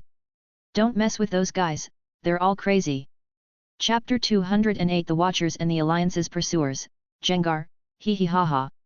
Kairos took the metal plate and studied the crude coordinates etched into its surface. Not bad, he could make sense of it. Thanks. He stood, ready to leave. Hold on. The old smoker called him back, tapping his pipe in Kairos's direction. Almost forgot the most important part. I'm giving you this address so you can find them, but if you want to know exactly where in the old data port the fragment's hidden, this won't be enough. You'll need to meet face to face with their leader. Everyone calls her Ilara. You'll have to get her approval. That's the deal. I'm just the middleman. Only she and a few core members know the exact location. Got it. Kairos nodded, motioning to Actuan, who'd been waiting quietly beside him. Let's go. He pushed open the heavy metal door, and the bar's noise came flooding back. When Kairos emerged, the three thugs who'd been so cocky earlier practically tripped over themselves, bowing and scraping, rushing over to ask if he needed anything. Kairos waved them off and left with Actuan in tow. Following the coordinates, Kairos headed deeper into the lower district. The farther they walked, the more rundown everything became. Finally, tucked behind what looked like a massive valve, Kairos found a hidden door camouflaged as part of the pipe wall. He knocked a few times in the rhythm the old smoker had mentioned, and a small window immediately slid open. A pair of eyes peered through the darkness, lingering on Kairos's relatively clean clothes with obvious suspicion. Who are you? The old smoker sent me, Kairos said evenly. I need to see your leader. Silence. The person seemed to be confirming something. Then the door let out a heavy grinding sound and creaked open just wide enough for one person to slip through. Kairos pulled Actuan along and squeezed through sideways. Beyond the door lay a narrow downward passage. Old pipes clung to the walls, and a metal-grated staircase descended below. The person from before was a young man in patched work clothes, grease smeared on his face. As he led the way, he spoke without looking back. Name's Anvil. The old smoker sent you? He told you the rules, right? What's your business? I need to meet your leader. Got something to discuss. Kairos replied. Anvil's steps faltered. Look, you picked a really bad time. The leader probably won't have time to see you right now. Why's that? Kairos asked. You don't know. Anvil glanced back at him in surprise before continuing forward. There's been this huge thing recently. A game showed up out of nowhere, and apparently the information and content in it matches exactly with legends from before the Great Catastrophe, even more detailed.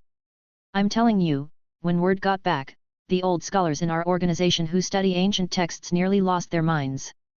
They went absolutely crazy. The whole Watcher organization's been in an uproar. The leaders spent the last few days stuck in meetings, discussing everything, verifying intel. She's probably going insane. She's got no time for outsiders. So yeah, you picked a really bad time. Hearing this, Kairos raised an eyebrow. Oh, that game. Pokémon Dark Phantom. I made it. Anvil stopped dead in his tracks. He spun around and stared at him, eyes wide as dinner plates. His mouth opened and closed, but no sound came out. He looked like he'd been struck by lightning. He looked Kairos up and down. What did you just say? You made it? That's impossible. The stuff in that game, the sky, the ocean, the forests, and those Pokémon I've never even seen. Kairos cut him off. The game follows a trainer with the champion title who falls into a coma. Two professors use memory regression to send the player back to the day this trainer started their journey. He roughly described the game's opening, then mentioned some later plot developments, things that hadn't even happened in the story yet. There. Need me to keep going? The doubt on Anvil's face instantly transformed into shock. The way he looked at Kairos completely changed from distant suspicion to frenzied excitement and disbelief. Holy, seriously, you actually made that game? Where the hell did you get that content? And those things, those Pokémon, they really existed in history, right? Wait, come with me. Quick! I have to take you to Alara right now. Without another word, he grabbed Kairos and started rushing downward, nearly tripping on the stairs. A few moments later, the passage opened up dramatically. A massive underground space spread out before Kairos's eyes. The place looked like a base converted from an abandoned factory workshop. Large high-powered mining lamps hung from the ceiling, providing most of the light.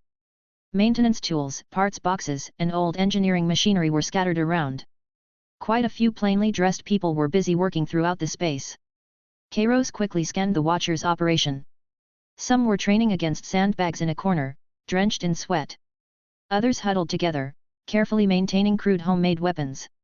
A few were training Pokémon, mostly low-level ones like Geodude, Machop, and Cubone. But in this world, even Pokémon with these abilities were clearly extremely rare. Kairos also noticed they had relatively few modification marks, or none at all. They were running basic physical fitness drills or skill control training, nothing technological. A few people were gathered around an old terminal, heatedly discussing something, anxiety written across their faces. Anvil led Kairos through the busy crowd, heading straight for an office converted from a shipping container deep in the workshop. He didn't even knock, just pushed the door open and burst in, shouting. Alara! We've got a situation. A big one. Look who I brought. Inside the office, a woman who looked to be in her 50s with graying hair and a faint scar on her face sat behind a work table piled with blueprints and parts. She looked up, her gaze sharp. First she frowned slightly, clearly displeased with Anvil's behavior. Then her eyes landed on Actuan and the backpack he was holding, pausing for a moment as if sensing something. A flash of surprise crossed her face. Finally, her gaze settled on Kairos and lingered. This person's presence was unusual. What's going on? Explain. Her voice was low when she finally spoke. Alara, this is Kairos. Anvil's voice still shook with excitement. He says he made Dark Phantom. He made that game. The leader called. Alara's pupils contracted sharply. She shot to her feet, hands pressed on the table, body leaning forward, staring intently at Kairos. You're sure? How are you going to prove that? Kairos had to repeat everything he'd said before. I made this game based on certain materials I have access to. Kairos spoke frankly. He couldn't explain the system's origin, but this explanation wasn't exactly a lie. After all, Dark Phantom was something he'd copied over. Then he briefly mentioned details about the Pokémon League structure and type advantages in the game. These would further prove his identity. As Alara listened, her expression gradually shifted from shock to something far more complex. She slowly sat down, gesturing for Kairos and Actuan to sit as well. She waved her hand, telling Anvil, still practically vibrating with excitement, to go outside and guard the door. Though Anvil looked reluctant, he obeyed. After the door closed, she stared intently at Kairos, took a deep breath and said, Young man, what you've brought, it's incredible. You actually know things that aren't even in our organization's generations of secret records. Although Kairos had just made the game based on Dark Phantom's content, in Alara's eyes right now, he was practically a living archive. Her tone grew heavy. You've seen the situation here. The Alliance maintains its rule through absolute control of limited underground resources and total information lockdown. The upper district gets most of the energy, food, and the best living conditions, while we in the lower district are treated like a forgotten dumping ground. At least half the people here can't even get enough to eat each day, barely surviving. Countless people are trapped here, unable to escape, all because of their greed. She clenched her fists, anger flashing in her eyes. Our organization's goal is to uncover the buried truth and show everyone that we shouldn't be cowering in this place where we never see the sun. We should long for the real world under blue skies and white clouds and return to it. We even suspect that after 500 years, the surface world may have recovered enough for people to survive. So much time has passed, after all. Since the conversation had reached this point, Kairos went ahead and asked, so what exactly happened during the great catastrophe 500 years ago? What caused all of this? But Ilara shook her head, helplessness showing on her face. The specifics? The Alliance destroyed almost all records. What we have are just fragments. The truth is nearly impossible to piece together. But the one thing that might contain relatively complete information about that disaster is probably the remnant pages of the survivor's diary. As she spoke, she took out a fingernail-sized chip that flickered with a faint light from a drawer and handed it to Kairos. This is the key to sensing the remnant pages. If you get within a certain range, it'll give you a signal. The pages are hidden deep in the old data port. Before she could finish, a piercing alarm suddenly sounded from outside the base, followed by the explosive sounds of Pokémon moves colliding and people shouting. What now? Kairos raised an eyebrow slightly. Damn it! Alliance forces. How did they find this place? Ilara's expression changed. She shot to her feet. Quick! Use the emergency passage in back. Anvil, organize resistance. Outside, chaos had already erupted. Several Alliance Guard team members wearing uniform grey armor and full coverage helmets charged in. Beside them were Magnemite and Magneton that had undergone standardized mechanical modifications. Dense electric shocks and ultrasonic waves surged toward the Watchers. The Watchers sent out tankier Pokémon like Snorlax and Golem, using the terrain with their trainers to counterattack, but they were clearly outmatched. The Alliance's firepower was more concentrated, their Pokémon coordination was tighter, and their strength was obviously superior. But Kairos wasn't in a hurry to leave. He stood at the container office doorway, observing for a while. The strength of these Alliance Guard members was actually weaker than he'd expected. Their Pokémon's attacks looked impressive, but the energy output was mediocre, and the commands seemed pretty basic. Plus, these Pokémon probably weren't even at gym leader level, at most ace trainer level, maybe even lower. Right then, seeing a powerful electric shock about to hit a young Watcher, Kairos let out a light sigh and gave his shadow a meaningful look. Gengar, you're up. The next moment, a chilling aura instantly spread.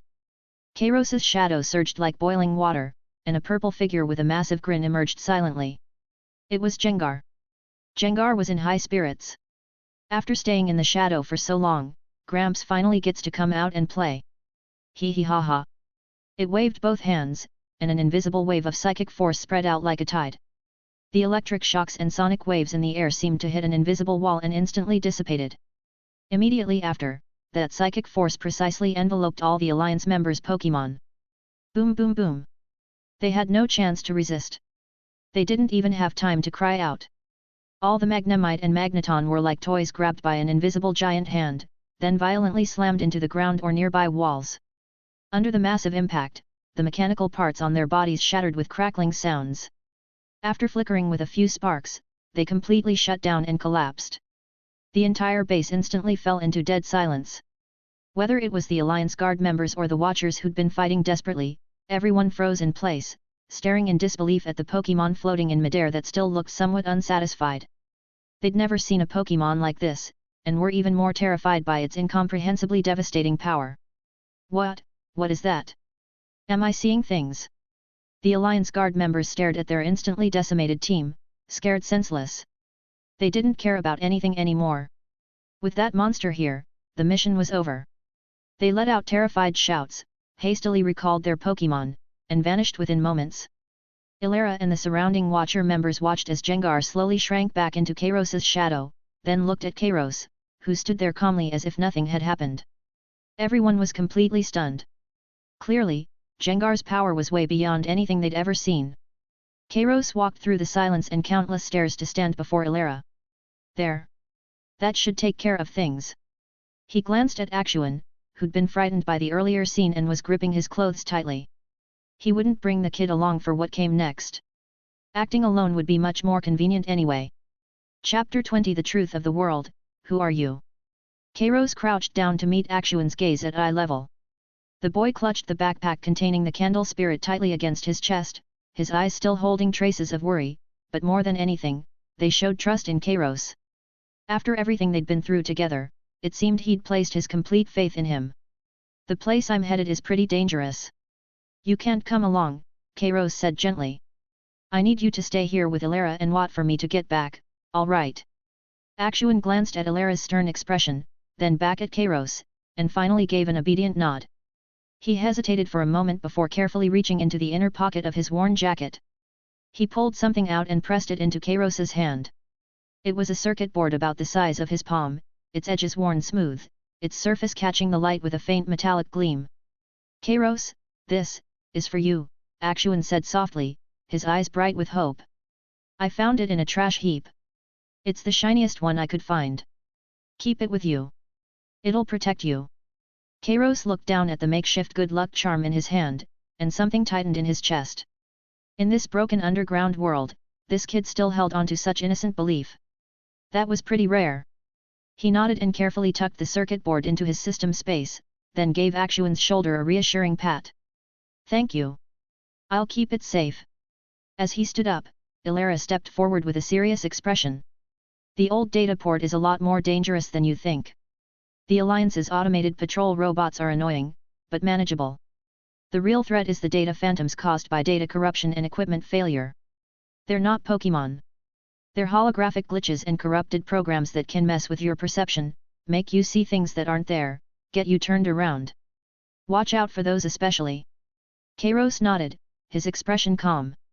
I've got it under control. Remembering the power his Pokémon had just demonstrated, Ilera suddenly felt like she might be worrying for nothing. She said nothing more and handed over a worn, wrinkled map made from some kind of synthetic material. This is a hand-drawn structural map that generations of watchers have secretly pieced together. It's far from complete. Lots of areas are blank or marked incorrectly. Use it as a reference, but don't rely on it too much. Kairos took the map and scanned it quickly. The lines were uneven, and many spots were marked with symbols he couldn't decipher. Crude didn't even begin to cover it. He tucked the map away, nodded to Ilera, then turned toward the base exit and set off alone. Ilera watched his retreating figure, her brow furrowing slightly. Maybe this mysterious young man from the underground really could bring about some kind of change. She could only hope her instincts were right. After leaving the Watcher's base, Kairos followed the rough directions on the map, navigating through a maze of pipes and collapsed buildings in the lower district. The closer he got to the old data port, the more desolate everything became. He barely saw another person, just scattered mechanical debris littering the ground. More than half the lights on the tunnel ceiling were broken, and the rest flickered erratically, making the journey feel endless. The ground beneath his feet shifted from hard metal to layers of accumulated dust and rubble, soft and nearly silent underfoot. Even Kairos found the oppressive atmosphere unsettling. But Jengar seemed to love it. He emerged from the shadows, looking around with keen interest. As a ghost-type Pokémon, this kind of environment was practically paradise. Fortunately, it wasn't long before a massive structure loomed ahead. The entrance to the old data port was an enormous metal framework. As far as the eye could see, countless abandoned server cabinets were stacked like mountains, stretching toward the horizon. Thick cables tangled chaotically between the cabinets, some severed and dangling, sparking intermittently. The air was heavy with a sharp, acrid smell of burnt circuits. Breathing it in was deeply unpleasant. If I get pneumonia from coming to a place like this, I wonder if they'll count it as a work-related injury, Kairos muttered, covering his nose as he carefully ventured deeper into this data graveyard, constantly scanning his surroundings. Before he'd gone far, a faint buzzing sound reached his ears. He immediately ducked behind a massive server rack. 3 disc-shaped automated patrol robots with red scanning lights blinking underneath were gliding slowly along a fixed route. Their shells were covered in scratches and dents, clearly old models, but the short-barreled shotguns and sonic emitters mounted on their frames were still functional. Obviously well-maintained, they could still pack a punch. Though dealing with these machines would be easy enough, Kairos didn't want to attract attention. Using his ability-enhanced coordination, he moved quickly and quietly through the mountains of wreckage. By sticking to the massive debris piles and scattered metal crates as cover, he easily avoided the robot's red scanning beams. When he encountered relatively open areas with no way around, Kairos would glance down at his shadow and signal Jengar. Jengar would then use his psychic power to make a distant canister suddenly roll and create noise, or silently shift aside a plastic barrier blocking the path. These distractions always drew the patrol robot's attention in the wrong direction. Throughout it all, Jengar seemed completely at ease. Kairos could even sense a hint of boredom from him, as if he found the task too simple and rather dull. After successfully passing through the outer patrol zone, the surroundings grew even stranger and more unstable. The already dim overhead lights began flickering wildly, causing violent shifts between light and shadow throughout the space. Unstable holographic interference began appearing in the air, sometimes briefly forming twisted, indistinct shapes. Suddenly, Kairos felt a wave of mild dizziness wash over him, as if the ground had dropped away beneath his feet. The scene before him began to distort and stretch. He saw several figures in white lab coats running, clearly panicked.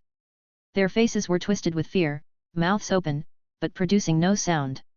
Then a sharp, endlessly repeating electronic alarm blared directly inside his head, warning. Maximum threat level. Activate ARC protocol. Repeat. Activate ARC protocol. Kairos found the phenomenon interesting. These must be the data phantoms Ilera had warned him about. But as she'd said, while these fragmented holographic images and corrupted signals couldn't cause direct physical harm, they were definitely affecting his mental state. Kairos felt his sense of direction beginning to blur, the path he'd taken seeming to sway and shift. However, he took a deep breath, centered himself, and quickly resisted the interference.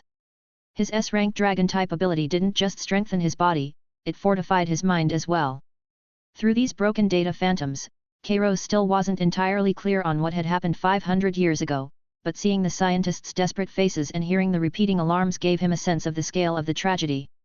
Things must have gone catastrophically wrong back then. Otherwise, these echoes wouldn't still be lingering here. He continued deeper, following the increasingly strong signal from the chip until he reached a relatively intact section. This appeared to be an old large-scale server room. The cabinets were neatly arranged, though all had been powered down long ago. The chip's glow pointed toward an inconspicuous cabinet in the corner. When he opened it, the chip suddenly began flashing rapidly, as if transmitting some kind of signal. A hidden compartment popped open, revealing a palm-sized metal box. Inside the box lay a wafer-thin metallic sheet with a lustrous sheen. This must be the so-called remnant page from the survivor's journal. Kairos picked it up and examined it carefully, only to discover that the densely packed text was written in code he couldn't understand at all. It didn't match any modern language or programming language he knew. This was going to be a problem. It seemed his only option now was to take this back and have them translate it. Although, thinking about it, if this thing was left behind 500 years ago in this world, the Watchers probably couldn't read it either, could they? Kairos felt a headache coming on. If that were really the case, wouldn't he be screwed? Fortunately, the next moment, a system notification suddenly appeared. Unknown encrypted historical document detected. Performing deep analysis and translation. Emotion points required, 1000 points. Proceed with payment. The system was pretty reliable in situations like this, but... Kairos's eye twitched. 1,000 points? Since when did the system charge this much? Last time, maintaining his cover identity only cost about 100 points, didn't it? Now that he'd been rolling in points lately from game distribution and completing various tasks, the fees had shot right up. Wasn't this basically highway robbery? He sighed. Whatever. As long as it could translate, that was fine. Better than staring blankly at incomprehensible text. Confirm payment. The instant the points were deducted, the metallic sheet in his hand seemed to warm slightly. Before he could read the translated text, his vision suddenly blurred and his consciousness was pulled into a vortex. What appeared before him wasn't text at all, but an incredibly vivid scene that felt like he was actually there, unfolding before his eyes like a cinematic cut scene. The first thing that came into view was a vibrant city bathed in sunlight. Skyscraper glass facades reflected golden light. Various hovercars streamed back and forth through the sky. Streets were filled with bustling crowds, their faces wearing relaxed, contented expressions, as if everyone was genuinely happy. Occasionally, gentle flying-type Pokémon like Pidgey and Pidgeotto would dart swiftly across the sky, and familiar Pokémon of all kinds could be seen throughout the city. This city seemed remarkably peaceful and advanced, perhaps even more so than his own world. Was this what the surface looked like 500 years ago? As Kairos wondered, the scene suddenly shifted. Above the city, in the clear blue sky, a massive swirling vortex radiating strange purple-black energy tore open without warning. Kairos recognized it immediately. An ultra wormhole. Then countless bizarre-looking Pokémon emanating an unsettling aura of savage violence began pouring endlessly from that ominous opening, like a black tide. Seeing this scene, Kairos's attention sharpened. The world he came from had recently seen an ultra wormhole appear as well, but its scale was nowhere near as massive as the one before him now. This world had experienced an ultra wormhole invasion of this magnitude 500 years ago? His thoughts raced. If the surface world's destruction was caused by an ultra beast invasion, then many things suddenly made sense. Based on the average trainer level he'd observed since arriving in this world, whether it was the underground thugs' weak volt orbs and magnemites, or the combat capabilities of Alliance security forces, they stood no chance against ultra beasts. The trainers of this world 500 years ago might have been somewhat stronger, but probably not by much. And with so many ultra beasts flooding through, this world's defensive forces couldn't possibly have mounted any real resistance. The entire civilization collapsing in an extremely short time, with survivors retreating to the relative safety of the underground, would have been inevitable. As Kairos processed this, the scene began to shift. Sure enough, this world's trainers appeared helpless before the swarm of ultra beasts, with virtually no ability to fight back. However, just as he thought things would continue down that path, a clear, resonant cry pierced through the chaotic sky. A brilliant, dazzling light, like a physical manifestation of rainbow glory, came thundering in from the distant horizon. Everywhere it passed, even the purple-black energy permeating the air retreated. The light arrived in an instant, stopping above the city and revealing the form of a massive, incredibly majestic bird Pokémon. 7 colored halos flowed naturally around its body. Its long tail feathers were like burning flames, radiating a warm and powerful aura of life. Kairos froze. Holy shit! Ho-Oh? This world actually has Ho-Oh? The trainers in this world were so weak, and they seemed completely ignorant about legendary Pokémon. He'd assumed there wouldn't even be any legendaries here at all. And this presence, this aura. Damn! Why does it feel so much stronger than Rayquaza from his game cutscenes? Weren't these two supposed to be on the same level? As Kairos tried to make sense of it, Ho-Oh had already begun its attack. It let out a skyward cry, spread its wings wide, and countless orbs of pure, blazing sacred fire rained down like a meteor shower, incinerating every single ultra beast in their path. Chapter 210, Good Fortune Brings Good Spirits. A Special World's Request? This overwhelming energy had absolutely no effect on the city buildings below or the fleeing people. The rainbow-colored beam it fired pierced through the sky, and wherever it passed, even relatively powerful ultra beasts like Buzzwole and Pheromosa melted away like snow in the sun. Ho-Oh effortlessly intercepted the endless tide of ultra beasts with its own power alone, bringing a glimmer of hope to the despairing world below. Finally, after clearing most of the visible ultra beasts, Ho-Oh let out a cry that shook the earth, filled with resolute determination. Its massive body transformed into a rainbow-colored pillar of light that pierced through the sky, brighter than the sun itself, and slammed into the enormous ultra wormhole that was still spewing forth ultra beasts. A thunderous explosion rang in Kairos's ears. The purple-black twisted vortex trembled violently under the impact of the rainbow light, then began to shatter continuously before finally being completely destroyed, disappearing without a trace. The sky returned to its original color. Though dark wisps still lingered, the ultra wormhole had vanished. And Ho-Oh's majestic figure also completely dissipated after that burst of brilliant light. All that remained was a single rainbow-colored feather slowly drifting down through the air, radiating incredible life energy. The feather flickered with faint light before finally disappearing from people's sight, as if it had never appeared at all. All the phantom images stopped there abruptly, going dark like a screen losing power. But Kairos's consciousness didn't return to reality. A new question surfaced in his mind. Why had the world still ended up like this, even after Ho-Oh had gone that far, using all its power to successfully close the ultra wormhole and restore the land? Were there even more terrifying disasters after the ultra beasts? Or did the ultra beasts return? As if responding to his question, the darkness before his eyes didn't dissipate but rippled once more. The vision continued playing. The initial scenes were filled with hope. The survivors knelt on the ground, bowing reverently toward the sky where Ho-Oh had disappeared, their eyes full of awe. The sudden appearance of the legendary Pokémon had saved them. Naturally, that was their reaction. Upon the ruins, tender green shoots began to grow. The earth soaked in rainbow light rain visibly recovered its life force at an astonishing pace. The survivors supported each other and began rebuilding their homes. They honored Ho-Oh as their savior deity, even erecting monuments in commemoration. Everything seemed to be getting back on track, no different from before. Then the vision's timeline began to accelerate. One generation passed, and another grew up. The new generation of leaders stood in towering buildings, gazing through massive glass walls at the gradually greening world. Their eyes no longer held reverence but were filled with scrutiny and ambition. Kairos heard fragments of scattered arguments.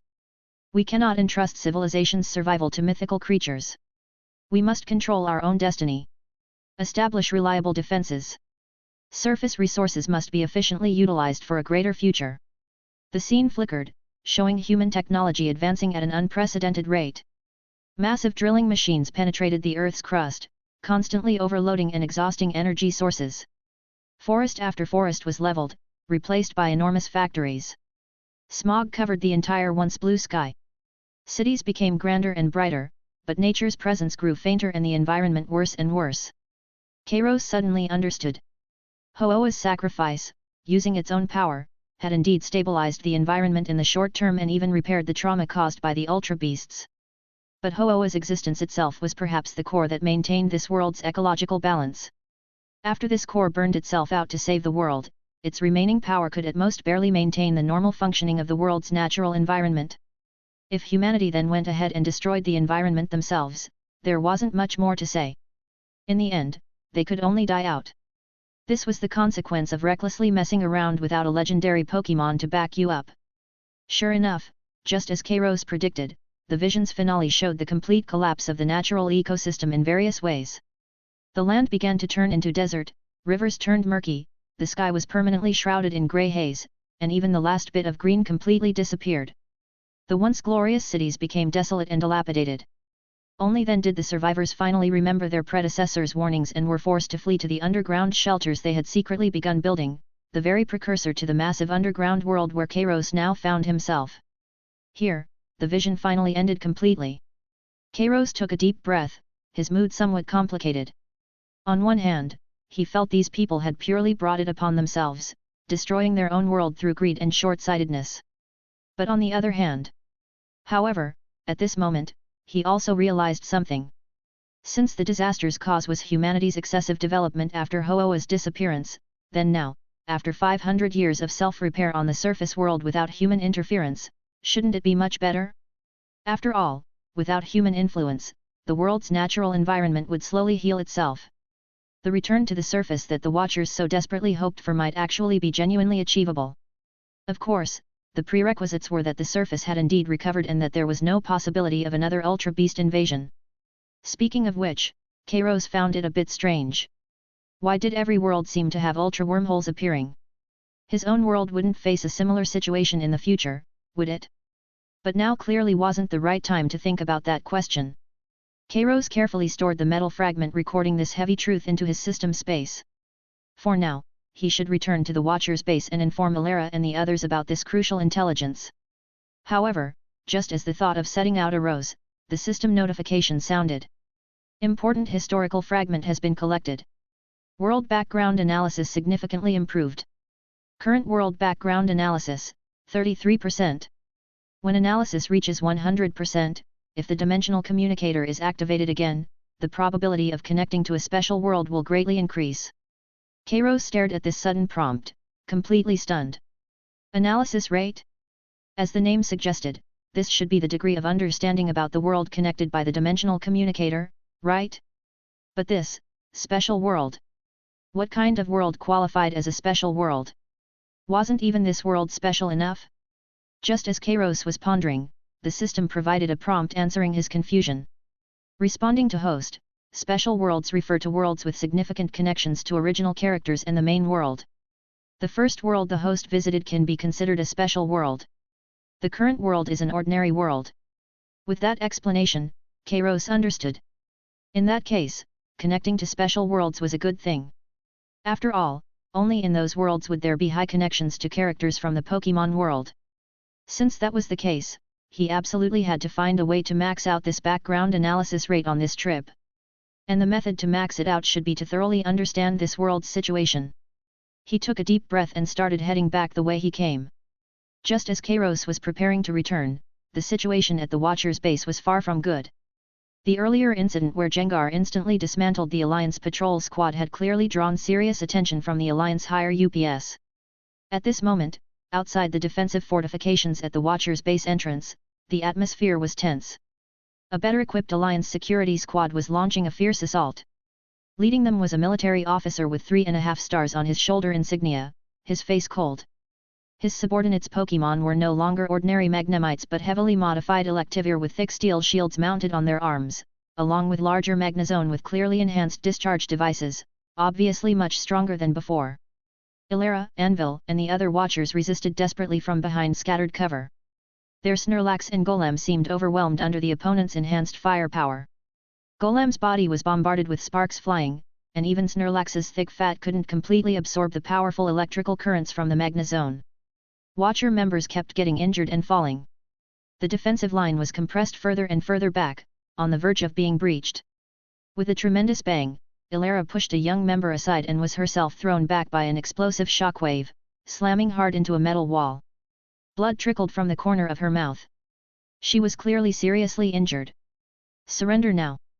The 3.5-star officer's voice came through a loudspeaker, cold and emotionless. "You have nowhere left to retreat. Stop resisting, and perhaps you can keep your lives." A desperate atmosphere spread among the survivors. Anvil supported Ilera, his eyes filled with rage and helplessness. The gap in strength between them and the Alliance was simply too vast. However, at this critical moment, a hidden passage on the side of the base, usually covered by debris, had its heavy iron plate pushed open from inside. A figure wearing an oil-stained leather jacket and chewing on a metal pipe strolled out casually. It was Old Smoker. He seemed completely oblivious to the fierce battle before him and the countless weapons pointed at him.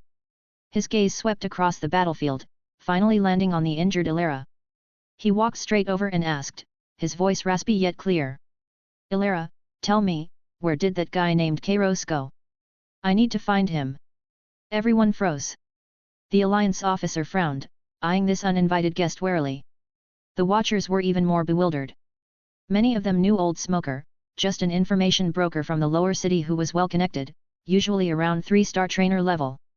How had he appeared in the base's depths at this crucial moment? And at a time like this, was this really the right question to ask? Ilera endured the pain and urgently hissed, "Old Smoker! Are you here to die? Quick! Take action and leave through the secret passage. We can't hold here." The Alliance officer also lost patience and warned sternly, "Unauthorized personnel, get lost immediately. Or face execution." Old Smoker grinned, revealing a mouthful of teeth yellowed from smoking. He removed his pipe, tapped the ash off on his mechanical prosthetic limb, and said calmly, "Looks like it's been too long since I've been around. Any random punk thinks they can talk to me like that." Before his words faded, a pokeball had already appeared in his hand, the very Ultra Ball Kairos had given him earlier. The Ultra Ball was thrown, light flashed, and what emerged wasn't the familiar Murkrow but an abnormally imposing Honchkrow with razor-sharp eyes and an overwhelming presence. Its beak and talons gleamed with cold metallic luster, its red mechanical eye scanning the entire scene with dominating pressure. At this moment, both Ilera and Anvil were stunned, because this was definitely not a Pokémon Old Smoker should have in their memory. This presence absolutely reached 4-star level. Old Smoker's voice remained flat, "Honchkrow, Tailwind, then Dark Pulse to blow up those Magnezone's energy cores." Honchkrow let out a piercing cry. Its wings flapped powerfully, instantly sweeping a strong gust across the battlefield, disrupting the opposing Pokémon's formation while accelerating its own speed. Immediately after, before anyone else could react, it shot out like black lightning. The dark energy waves it fired precisely struck the most vulnerable energy transmission components on several Magnezone. Boom, boom, boom. A series of explosions rang out. Several Alliance Magnezone instantly crashed to the ground. The steel shield-equipped Electivire tried to block, but Honchkrow executed a sharp dive, its dark pulse directly striking the connection point between the shield and its body, skillfully flipping it over and rendering it unable to fight. In just a few minutes, a single Pokémon completely reversed the battle. The 3.5-star officer's face turned deathly pale, unable to believe what was happening before his eyes. Finally, he could only grit his teeth and order a retreat, fleeing in disarray with his defeated troops. After the crisis was resolved, the base entrance was a mess. The surviving Watchers looked at Old Smoker and his Honchkrow, their eyes filled with shock and confusion. Ilara clutched her wound, frowning with some urgency. Old smoker, what's going on with you? How did you suddenly advance to 4-star? Old smoker recalled Honkro and relit his pipe, but didn't answer Ilara's question. Instead, he asked again. First tell me where that guy named Kairos went. I need to find him. It's important. Just as the atmosphere grew tense, footsteps echoed from the passage entrance. Kairos had returned. He immediately took in the scene at the base entrance, the injured Ilara, an old smoker, whose aura seemed completely out of place with the lower city. Why did this guy feel different from before? Then he saw the Honkro beside old smoker. Oh, so his main Pokémon ate a rare candy and evolved. No wonder he seemed so pumped up now. This must be what they mean by good fortune bringing good spirits. Additionally, if you would like to request novels and access my Google Drive where I have 200+ audiobooks, then you can join my Patreon. Link is also provided in the description.